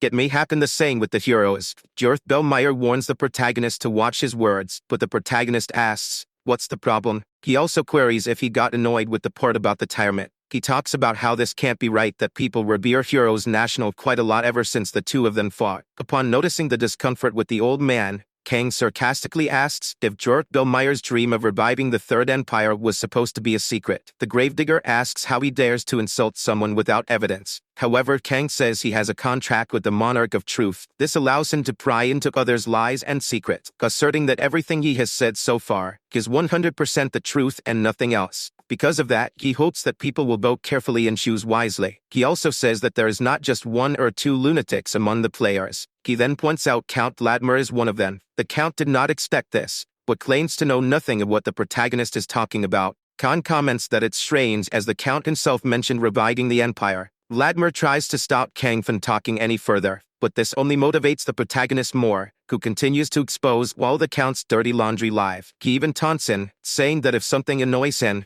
Vladimir should wait for his turn to show off his magic. With that, the Count says he won't continue tolerating this humiliation, with his parents and his respective president watching. The protagonist says that Vladimir is a devout man, even though he has a fire attribute. Then he goes on to attack Lieutenant General Kilgore, claiming that he also likes to play with fire, since he is referring to his habit of throwing bombs at enemy countries, including carrying this out in secret. Kilgore gets nervous and asks the protagonist if he realizes the consequences his words will have. Kang responds affirmatively, claiming that for heroes that save the world, a nationalist lunatic like the Gravekeeper, an imperialist like Count Vladimir, and a war fanatic like Kilgore are nothing more than opportunists, and he thinks that people won't be happy to hear this. Nevertheless, Kilgore tries to attack him, but Kang defends himself and asks what the meaning of this is. Kilgore asks the protagonist if he is underestimating him. Little does he know what is to come, because Kang wants to show him the best fighter jets. The girls say that this crazy man is trying to kill them too. The general uses his exclusive ability named F-Vit Entre Diablo,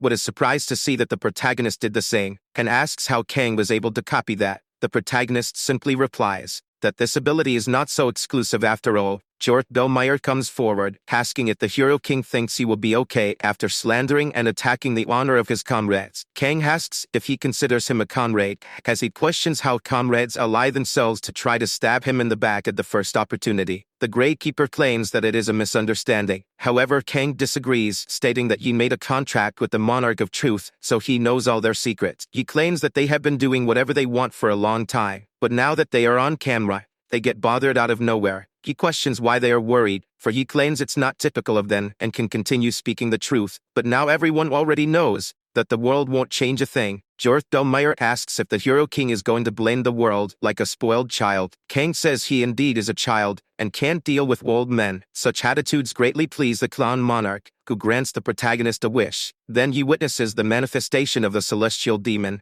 The Gravekeeper wonders what the protagonist is trying to do. Meanwhile, Kang knows that his wish has been granted and is about to be fulfilled. The masked man says that the protagonist's time is up and now it's time for another hero to give a speech, because everyone deserves a chance. So Maria steps forward, claiming that she also has something to say to the watching public. Then the masked man changes the setting and says she can speak freely. The protagonist finds the setting she chose odd, but the saint tells him to stop talking because it's her turn now. Kang does not back down and calls her darling, to provoke her a little. Maria then says that at this moment, she will show the world what the Hero King truly is. This sentence is indeed striking, and all the audience becomes anxious, concluding the protagonist Kang using himself. He tries in a way to interfere, but Maria retorts with a provocation, asking the darling what's the matter. Kang asks if it's too late to apologize. After her speech, the tower is complete, and the vote results are about to be announced. The protagonist checks the data and wonders what the problem with these votes is, until he realizes they were manipulated. But he does not care much,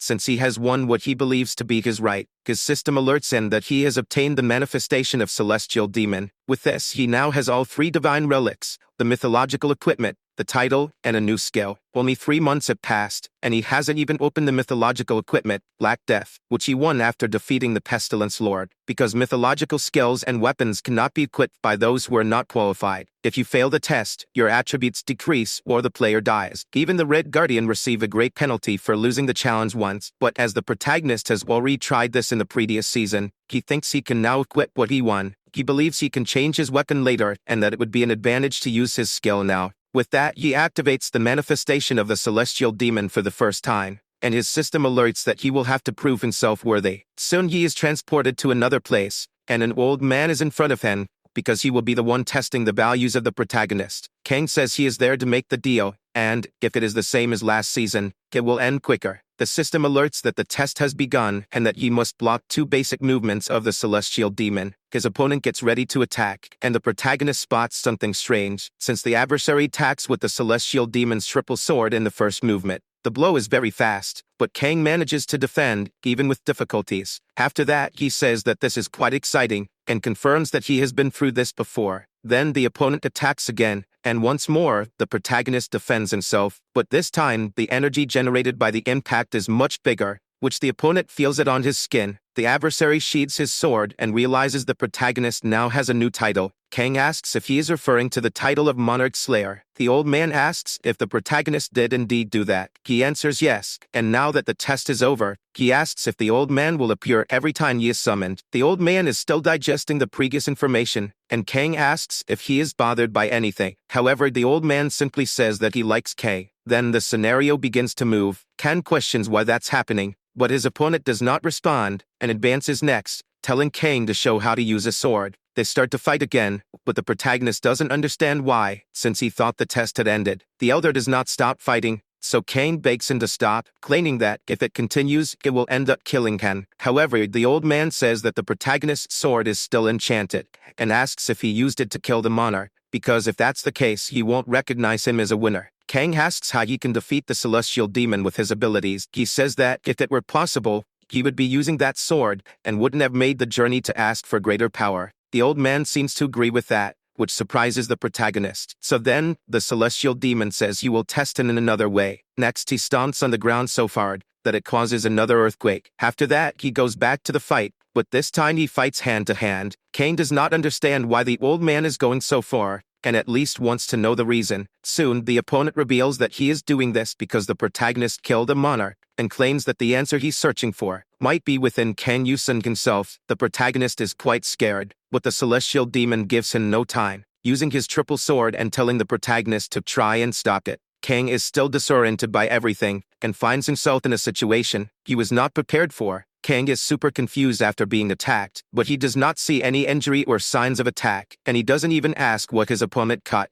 The celestial demon says he spent his life wandering through the lands of the world, searching for the supreme fighter who would defeat him. But no matter how far he went, he never experienced defeat all the way to the end. He could never understand the meaning of losing, not even when he stared death in the face. The Reaper went after him, and yet, the celestial demon couldn't find someone capable of finally defeating him. He wondered if such a person really existed. All the Mirim masters from countries, empires, and even God's Reaper all lost their value against his sword. That's when he realized that all of this was useless against the celestial demon's sword. But this is his first time meeting a mortal who killed a monarch. This made him wonder if the protagonist was different from the others, or if he was just another one who would be defeated easily. He asks what this means for Kay. Such words provoke a reflection in the protagonist's mind. His life is recapitulated in his mind, until he remembers the saint's speech in the tower. She said that Kang is kinder than one can imagine, and has an unbelievably soft heart. She also said that he is a crybaby and a coward, apart from being a ridiculously pampered child when his companions died. When he discovered the sacrifices that took place when a raid failed, he cried non-stop for an entire week like a child. During this time, all the saint did was listen to his limits. Remembering this makes the protagonist become isolated.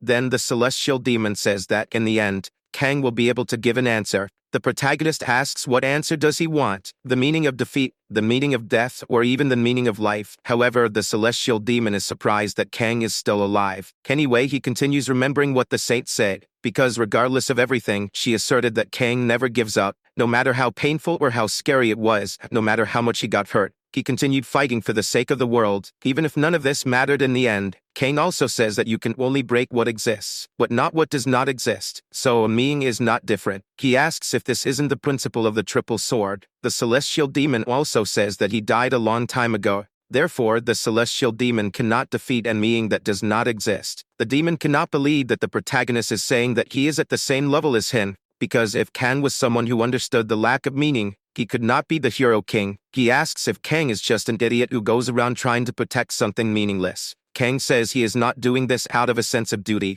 but that what he does is meaningless. He also states that heroes save the world as much as they breed and work hard defending the terrestrial plane, but the other side has all kinds of lunatics shooting at them. So he asks what in the world would have less meaning than that. The celestial demon agrees it is indeed futile. Therefore, he sheaths his sword, and says he can't wait for their next meeting. With that, the system alerts that Kang has been judged as a worthy player. He then goes home and thinks that it is fine anyway, and decides that's what a hero's life is like. His system alerts that he can now use the true manifestation of the celestial demon, but then he falls to the ground, frightening his cat. Sometime later, he measures his temperature. Blackie asks why he is so weak. Kang says it's not weakness and states that his attributes are the best in the world. The cat then asks why he is sick, but the protagonist insists he is fine, and is only angered by what is being said about him on the internet. He claims that he needs to complete an 8 or 9 tier tower to calm down. Blackie asks how he will enter a tower that doesn't exist yet. Kang checks the calendar and realizes that it's still March. According to the past season, higher tier towers begin to appear, but it will take at least a month. Advanced tier towers do not exist in the territory of a universally larger country. As soon as they are unlocked, he will be able to enter immediately, similar to those games he plays. For now, he wants to go to a 7-tier tower, but his cat says that Kang is not going anywhere, insisting that this is the best thing for him.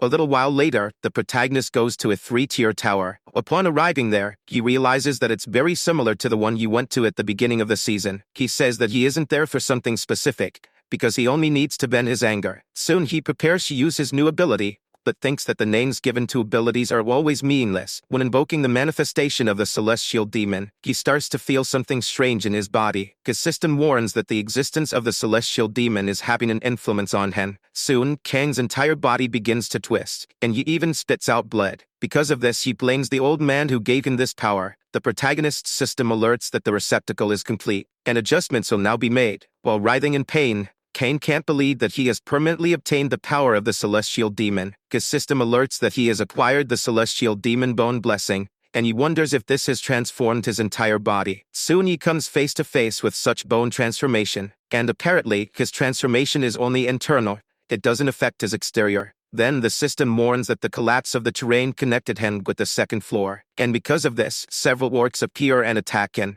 This was all the protagonist wanted. After all, he can finally test his new ability. After defeating them all, he realizes there is a third basic movement that wasn't included before. And if the question is asked if this blow does not have a name because of its nonsensical nature, and why was the third move not included in the ancient skill, for a brief moment he reflects on this void sword, the same that the celestial demon used against him once. Now Kang also possesses this ability, and wonders how much of it he will be able to use. He is about to find out, as he comes across a gate, and wants to enter when opens. The synchronization rate stays at 1%. His system alerts that a merger with the dethroned monarch, the sword monarch, is happening, something Kang did not expect. The Lord of Penance tries to stop this ritual, according to the system, and the protagonist wonders if the celestial demon was also a monarch. He remembers that the celestial demon said he was in search of the supreme fighter, who would give him a taste of defeat, and at that time it was the first time he met a mortal who killed a monarch. Soon, Kang wonders if that was why the celestial demon acted that way,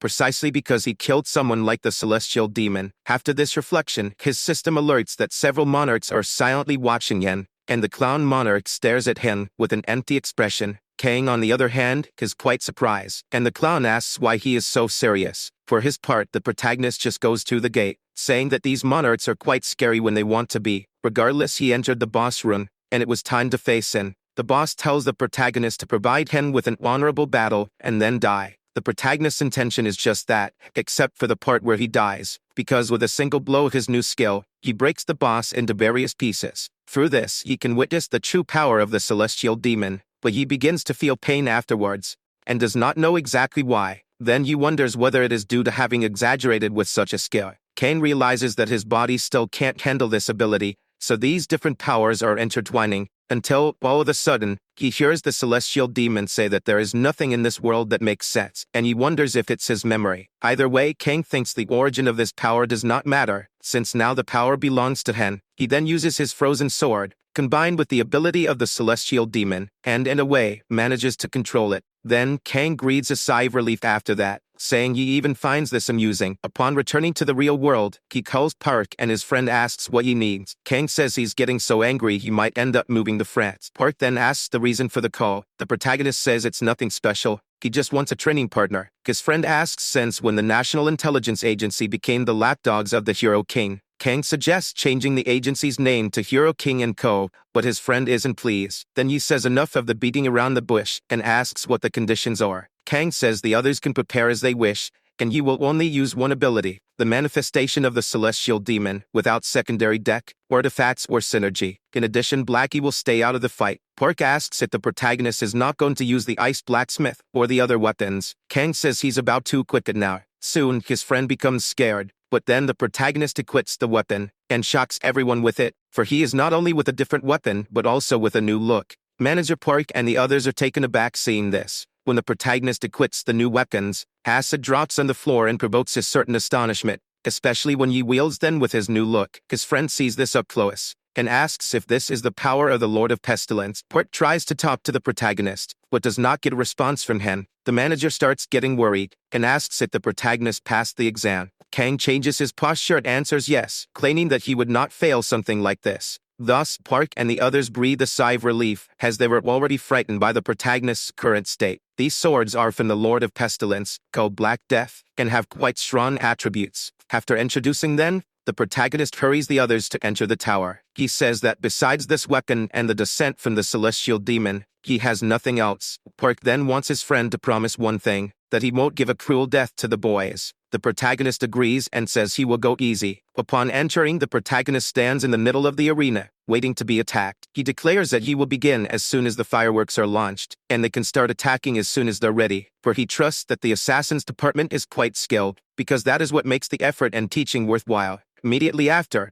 they attack, but the protagonist doesn't stand still and retaliates, taking down several at once. Some prove to be more resilient than usual, and he doesn't let them get too close. Manager Park takes advantage of his distraction and attacks from a distance. Meanwhile, Kang is fighting with the others, but he's not that distracted. Since he sees his friend moving above, Park uses his heart crusher ability, but Kang says he won't fall for such trick. But the manager feels confident because he disappears shortly after, and kunais are fired at the protagonist. He barely dodges them. However, the kunais were actually tied by strong wires, which allowed other assassins to walk on them. Kang is impressed with this tactic, but he doesn't hesitate to combat it. This ability is called Charlotte's Web, and whoever controls it knows exactly what they're doing, because soon after, some plates from the floor are lifted up by the webs. The protagonist realizes his opponents are trying to get closer. He decides to go up in the air, for he sees that some dark spikes came out of the ground. He hasn't yet found out whose web this is, so he decides to go after and find who's controlling it.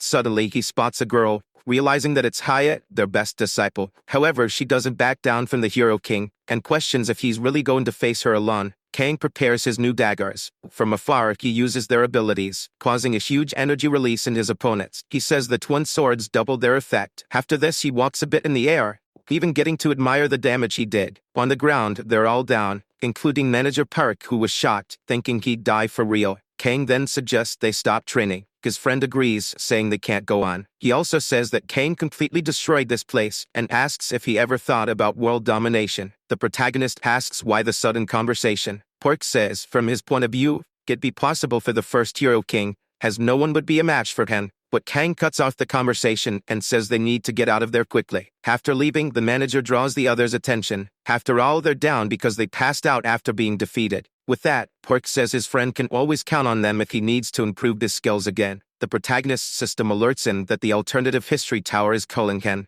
Not only that, but Lieutenant General Kilgore is asking for his help. But remembering their last encounter, they had a live broadcast fight, and he thinks it's shameful of General Kilgore to ask for his help. However, he figures if he turns down the request and a tower break happens, it'd be worse. So he says he's warmed up and ready for action. His friend asks if he really has to leave immediately. The protagonist says yes, and he's leaving for the United States of America right away. Park doesn't like the idea of his friend leaving like that, and wonders what kind of mess is going on in his head. Despite that, the protagonist goes to the tower and looks for Kilgore, till he finds the general, who's super nervous about something. Khan approaches and asks since when he's been so interested in the world inside the towers. Kilgore is startled to see the protagonist and wonders how he got there, being sure this tower isn't connected to South Korea. However, the protagonist asks how he can say that after begging for help, but Kilgore denies it, saying he would never ask for help from someone like Kang. Immediately, the protagonist realizes he was tricked by his monarch, so he says he made a mistake and apologizes,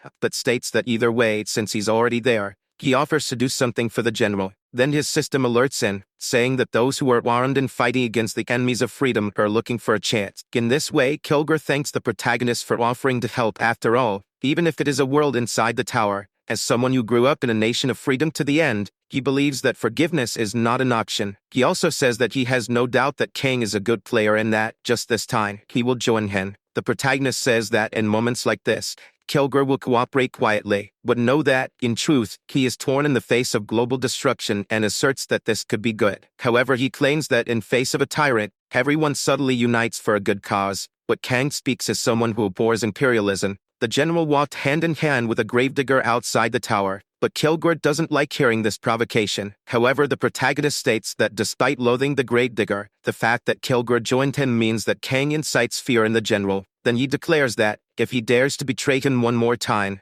there will be no forgiveness. Thus, the two of them head into the mission together, and the people there see the players as deities. Kang immerses into character, while the general demands that these men reveal their affiliation. Their captain introduces himself to the players, claiming to be Lieutenant Aldo Pitt, the current commander of a unit known as Bastards, which is part of the domestic forces of the nation of Kitten, from the Free Alliance. In turn, Kang wonders how they got there and not at a military camp. Kilgore takes over the conversation and asks about the current situation. Aldo replies that the damned Pochi Empire has surrounded their base. The protagonist says this was to be expected after all, they are in the midst of enemy territory. Looking outside, he is surprised by the fact the enemies are not necromancers. While this says that necromancers are the majority of elite troops, so they place themselves right in the middle. These guys are not messing around. Kilgore states the enemies can take their sweet time, for they have a mission to fulfill. Put an end to all enemies. This goal excites the general greatly, and he declares that he will now explain the plan to his allies. Kilgore says they will go out and kill every damned enemy that crosses their path. He also orders them to show no sympathy or mercy towards the enemy. With that, they go out determined for the fight. The elite squad from the Pachi Empire is surrounding the field. The general joins his team,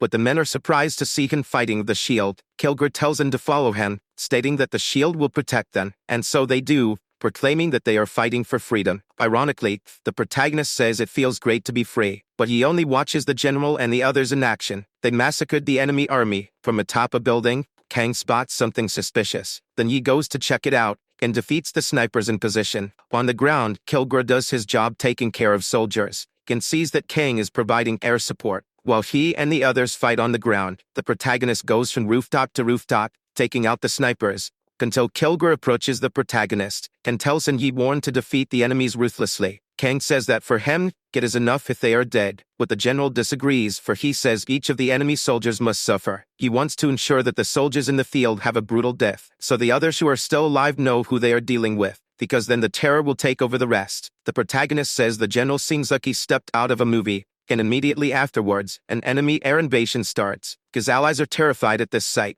unlike the general, who says he will show them true air power. Then Kilgore uses his summoning skills, the same he used against Kang in the tower, and summons his F-23s, named Diablo. With this, an intense air battle begins, but the enemy jets don't stand a chance, as the F-23s obliterate all of them, and the allies celebrate this victory. They thank for the victory and say it was thanks to the players. Kilgore tells them to remember what they need to do to maintain peace. For his part, the protagonist thinks this is all nonsense, but the general insists that war brings peace. Kang disagrees and says that, to find peace, they should not fight. Even so, the general is adamant. Either way, the Continental Conquest Tower was cleansed, and on the other side, a player is in front of the enemies. The Great Dicker has been involved all this time, and says that his work is now done, but to truly materialize his ideology, he asks the immortal monarch to delay this moment in history. His monarch allows a moment of self-indulgence, and with the monarch's blessing, the Gravedigger's return is delayed. Sim Yi says that he will prove his loyalty to the monarch. The general insists that, to find peace, it's necessary to start the wars before the enemies, and with this he carries out more attacks at the location. However, the protagonist wonders if this isn't ally territory. Either way, they move, and Kilgore mentions how he loves the smell of napalm in the morning. Kang says that the whole place reeks of gasoline, but the general retorts that that's exactly what he's referring to. He says this is the smell of victory. However, the protagonist finds this quite pathetic. Kilgore asks Lieutenant Waldo Pitt where the enemy command base is. He answers that currently, it is in the Pauhi Empire and is located in the nation of Kitten, in a skyscraper within the city of White York. Then Kilgore asks if the heart of the Alliance has become an enemy command base. Waldo answers yes, and even the Crest of Liberty has been switched for their Governor-General statue. Hearing this makes the general furious, and he claims he will throw down that statue himself, but as they try to advance, they come upon a roadblock. The 3rd Occultist Battalion of Pauhi Empire's elite team is ready for an ambush, and Kane takes the lead, saying he'll handle this. Soon, Kilgore says they'll take a detour and head straight for the enemy command base. However, the necromancers assert that they won't let them leave so easily. The protagonist sees this situation and calls Blackie to aid in the battle. Yet the cat doesn't want to devour these zombies, alleging they taste kinda bland. Kang sees they're actually detainees from the detention center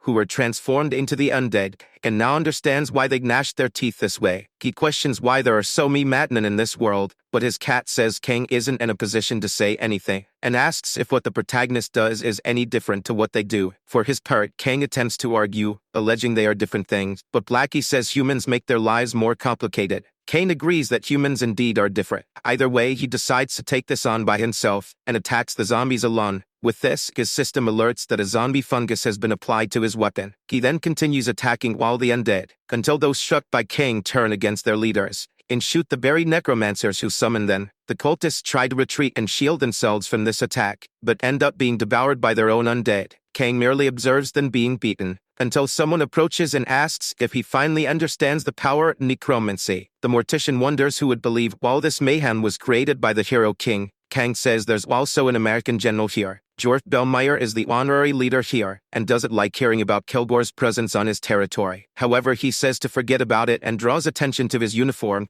boasting that even though it's different from those existing in the real world, it's still pretty cool. Yet the protagonist says the old man isn't acting his age, and should stop these childish behaviors. He also says that the uniform resembles that of a terrorist. The mortician notices that the protagonist has the powers of the celestial demon, but claims he can't lose to him, soon assumes the posture of the Lord of the Grave. Kang asks when a CEO who is always busy running his company got a legendary ability. The old man has the same question since he sees the hero king with the lamp of the Lord of Pestilence, and asserts he isn't a common celestial demon descendant. He also says he is the one who should have gotten this magic lamp. Getting ready to start the fight, the protagonist switches to the secondary deck, and replaces Waking the Dead with Ice Smith. Jurk asks if the protagonist thinks he doesn't need the power of a monarch to face him. Kang says there's no point in fighting a necromancer with necromancy abilities. Soon the old man says during the time they were apart, the hero king's tongue became quite sharp. Knowing the fight is watched by several monarchs, they begin. The poison the protagonist used on the zombies is deactivated,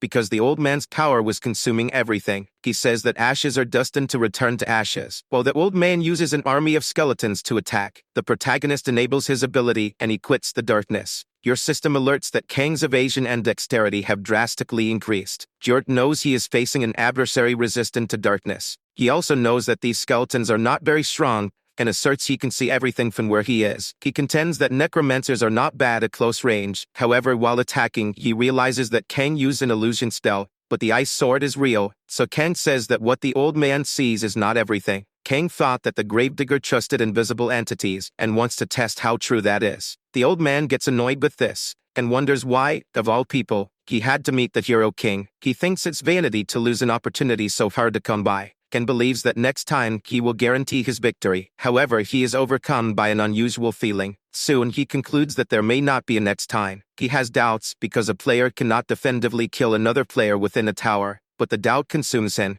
and the old man screams in despair. His system alerts that the immortal monarch has rushed Jort's exit to the outside world. On the other hand, the protagonist mocks the defeated monarch. The reputation of the immortal monarch with the others has dropped a lot, and Kang has the satisfaction of the other monarchs. The protagonist's system alerts that he cleared the alternate history of the tower, and was granted the accessory called Executioner's Pledge. Sometime later he returns home, and the news of his deeds has already spread. Kang gives an interview with the general, claiming that he couldn't refuse a call for help from someone so important. He also takes the opportunity to send a message to Jurk, and asks if he sought help from anyone to compete against the hero king. On the other hand, Jurk watches these provocations and gets furious, until he orders his assistant to send a message to Mr. Lee, whom they spoke with earlier, because he will soon need to visit South Korea. Back at the interview, Kilgore tells Kang to stop talking. He apologizes and says that he has this habit of not staying quiet in front of the cameras, until the reporters want to hear also from the general. He says that, as a patriot, he has only one thing to say: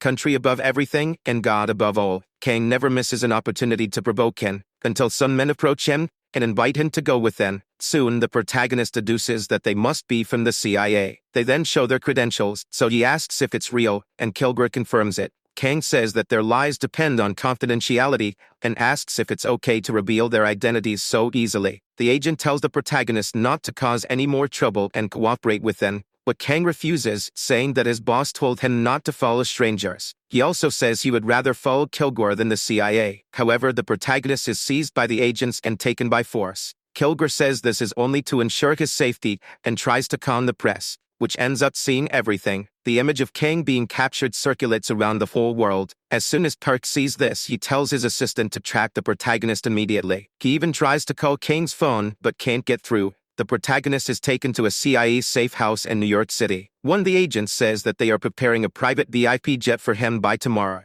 Kang asks if this is necessary. Another agent says that they are already in March, and if he used a commercial airplane, people could be exposed to terrorist attacks. The protagonist suggests going to a tower that leads to Korea, but the agents say they haven't found any capable of doing that in the US. However, they found one that leads to North Korea, but going there could start a war. Kang then asks for time to sleep until the flight time, but as soon as he closes his eyes to sleep, the agents freak out. The protagonist asks what's the problem this time. One of the agents says that something strange is happening with this incident, and headquarters has authorized the release of this information to Kang. He then hands over the details for him to see for himself. With his phone in hand, the The protagonist is horrified by what he sees, as the scene is similar to a horror movie. The agent says this happened in East Harlem, about 3 kilometers from there, about 4 hours after Kang completed that tower. And upon examining the card left at the crime scene, Kang realizes that the face collector has appeared again, but he wonders why it had to be now, and right there where he is. The protagonist presumes this to be an attack meant to provoke him, until he gets up, and the agents become worried. Kang says he's going to teach this guy a lesson, and he tells the agents not to stand still, and to go with him to show the location, since the great CIA managed to find the whereabouts of this psychopath quickly. In the heart of the Big Apple, the murderer known as the Face Collector is doing what he does best, and the Mirror Monarch expresses his gratitude. With that, the psychopath assumes the face of a woman. He receives an order stating that the time has come, and no mistake must be made. Simbi tells the person codenamed Anne that he understood. The Mirror Monarch encourages the player, claiming he can become whatever he wants, even the King Hero. Speaking of him, the protagonist analyzes the powers of the Abyss. There are players who deliberately don't use equipment or skill cards and hide their names on the leaderboard. These players who exist in the Abyss, the rankless kingdom, were called Abyss Powers, or intelligence agents from various countries, who need to hide their identities, special operations forces, or criminal players hiding and waiting for a chance to commit more crimes. The Collector is one of those, famous for killing many from the Heavenly Kingdom. Kang thinks that if he knew they would meet this way, he would have asked that woman for more details. It seems he is the reason they call the protagonist to the tower connected with the USA, to put Kang and the Collector in the same place. After some time, they arrive at the location. The protagonist walks through the streets, and realizes that the agents have blocked the entire area. With the protagonist right off the bat, knows that the killer is not there. He arrives at the photo location, and says he doesn't know why he's there. Since he's not a detective, he's just someone in charge of fighting. However, one of the agents feels that he should show something to Kang, until he puts a skin on a sliced face. Soon, that body stands up, not only that one, but all the others as well. Kang asks this man what he is trying to do. He asks what the protagonist thinks. Several start to put the skins on their faces, and the man says that this was a trap to catch the King Hero. However, the protagonist was already expecting something like this. He begins to prepare for a fight, and says that the King Hero's specialty is precisely running right into a trap. Our video ends here. If you enjoyed it, please like and subscribe to the channel. Until next time, bye-bye.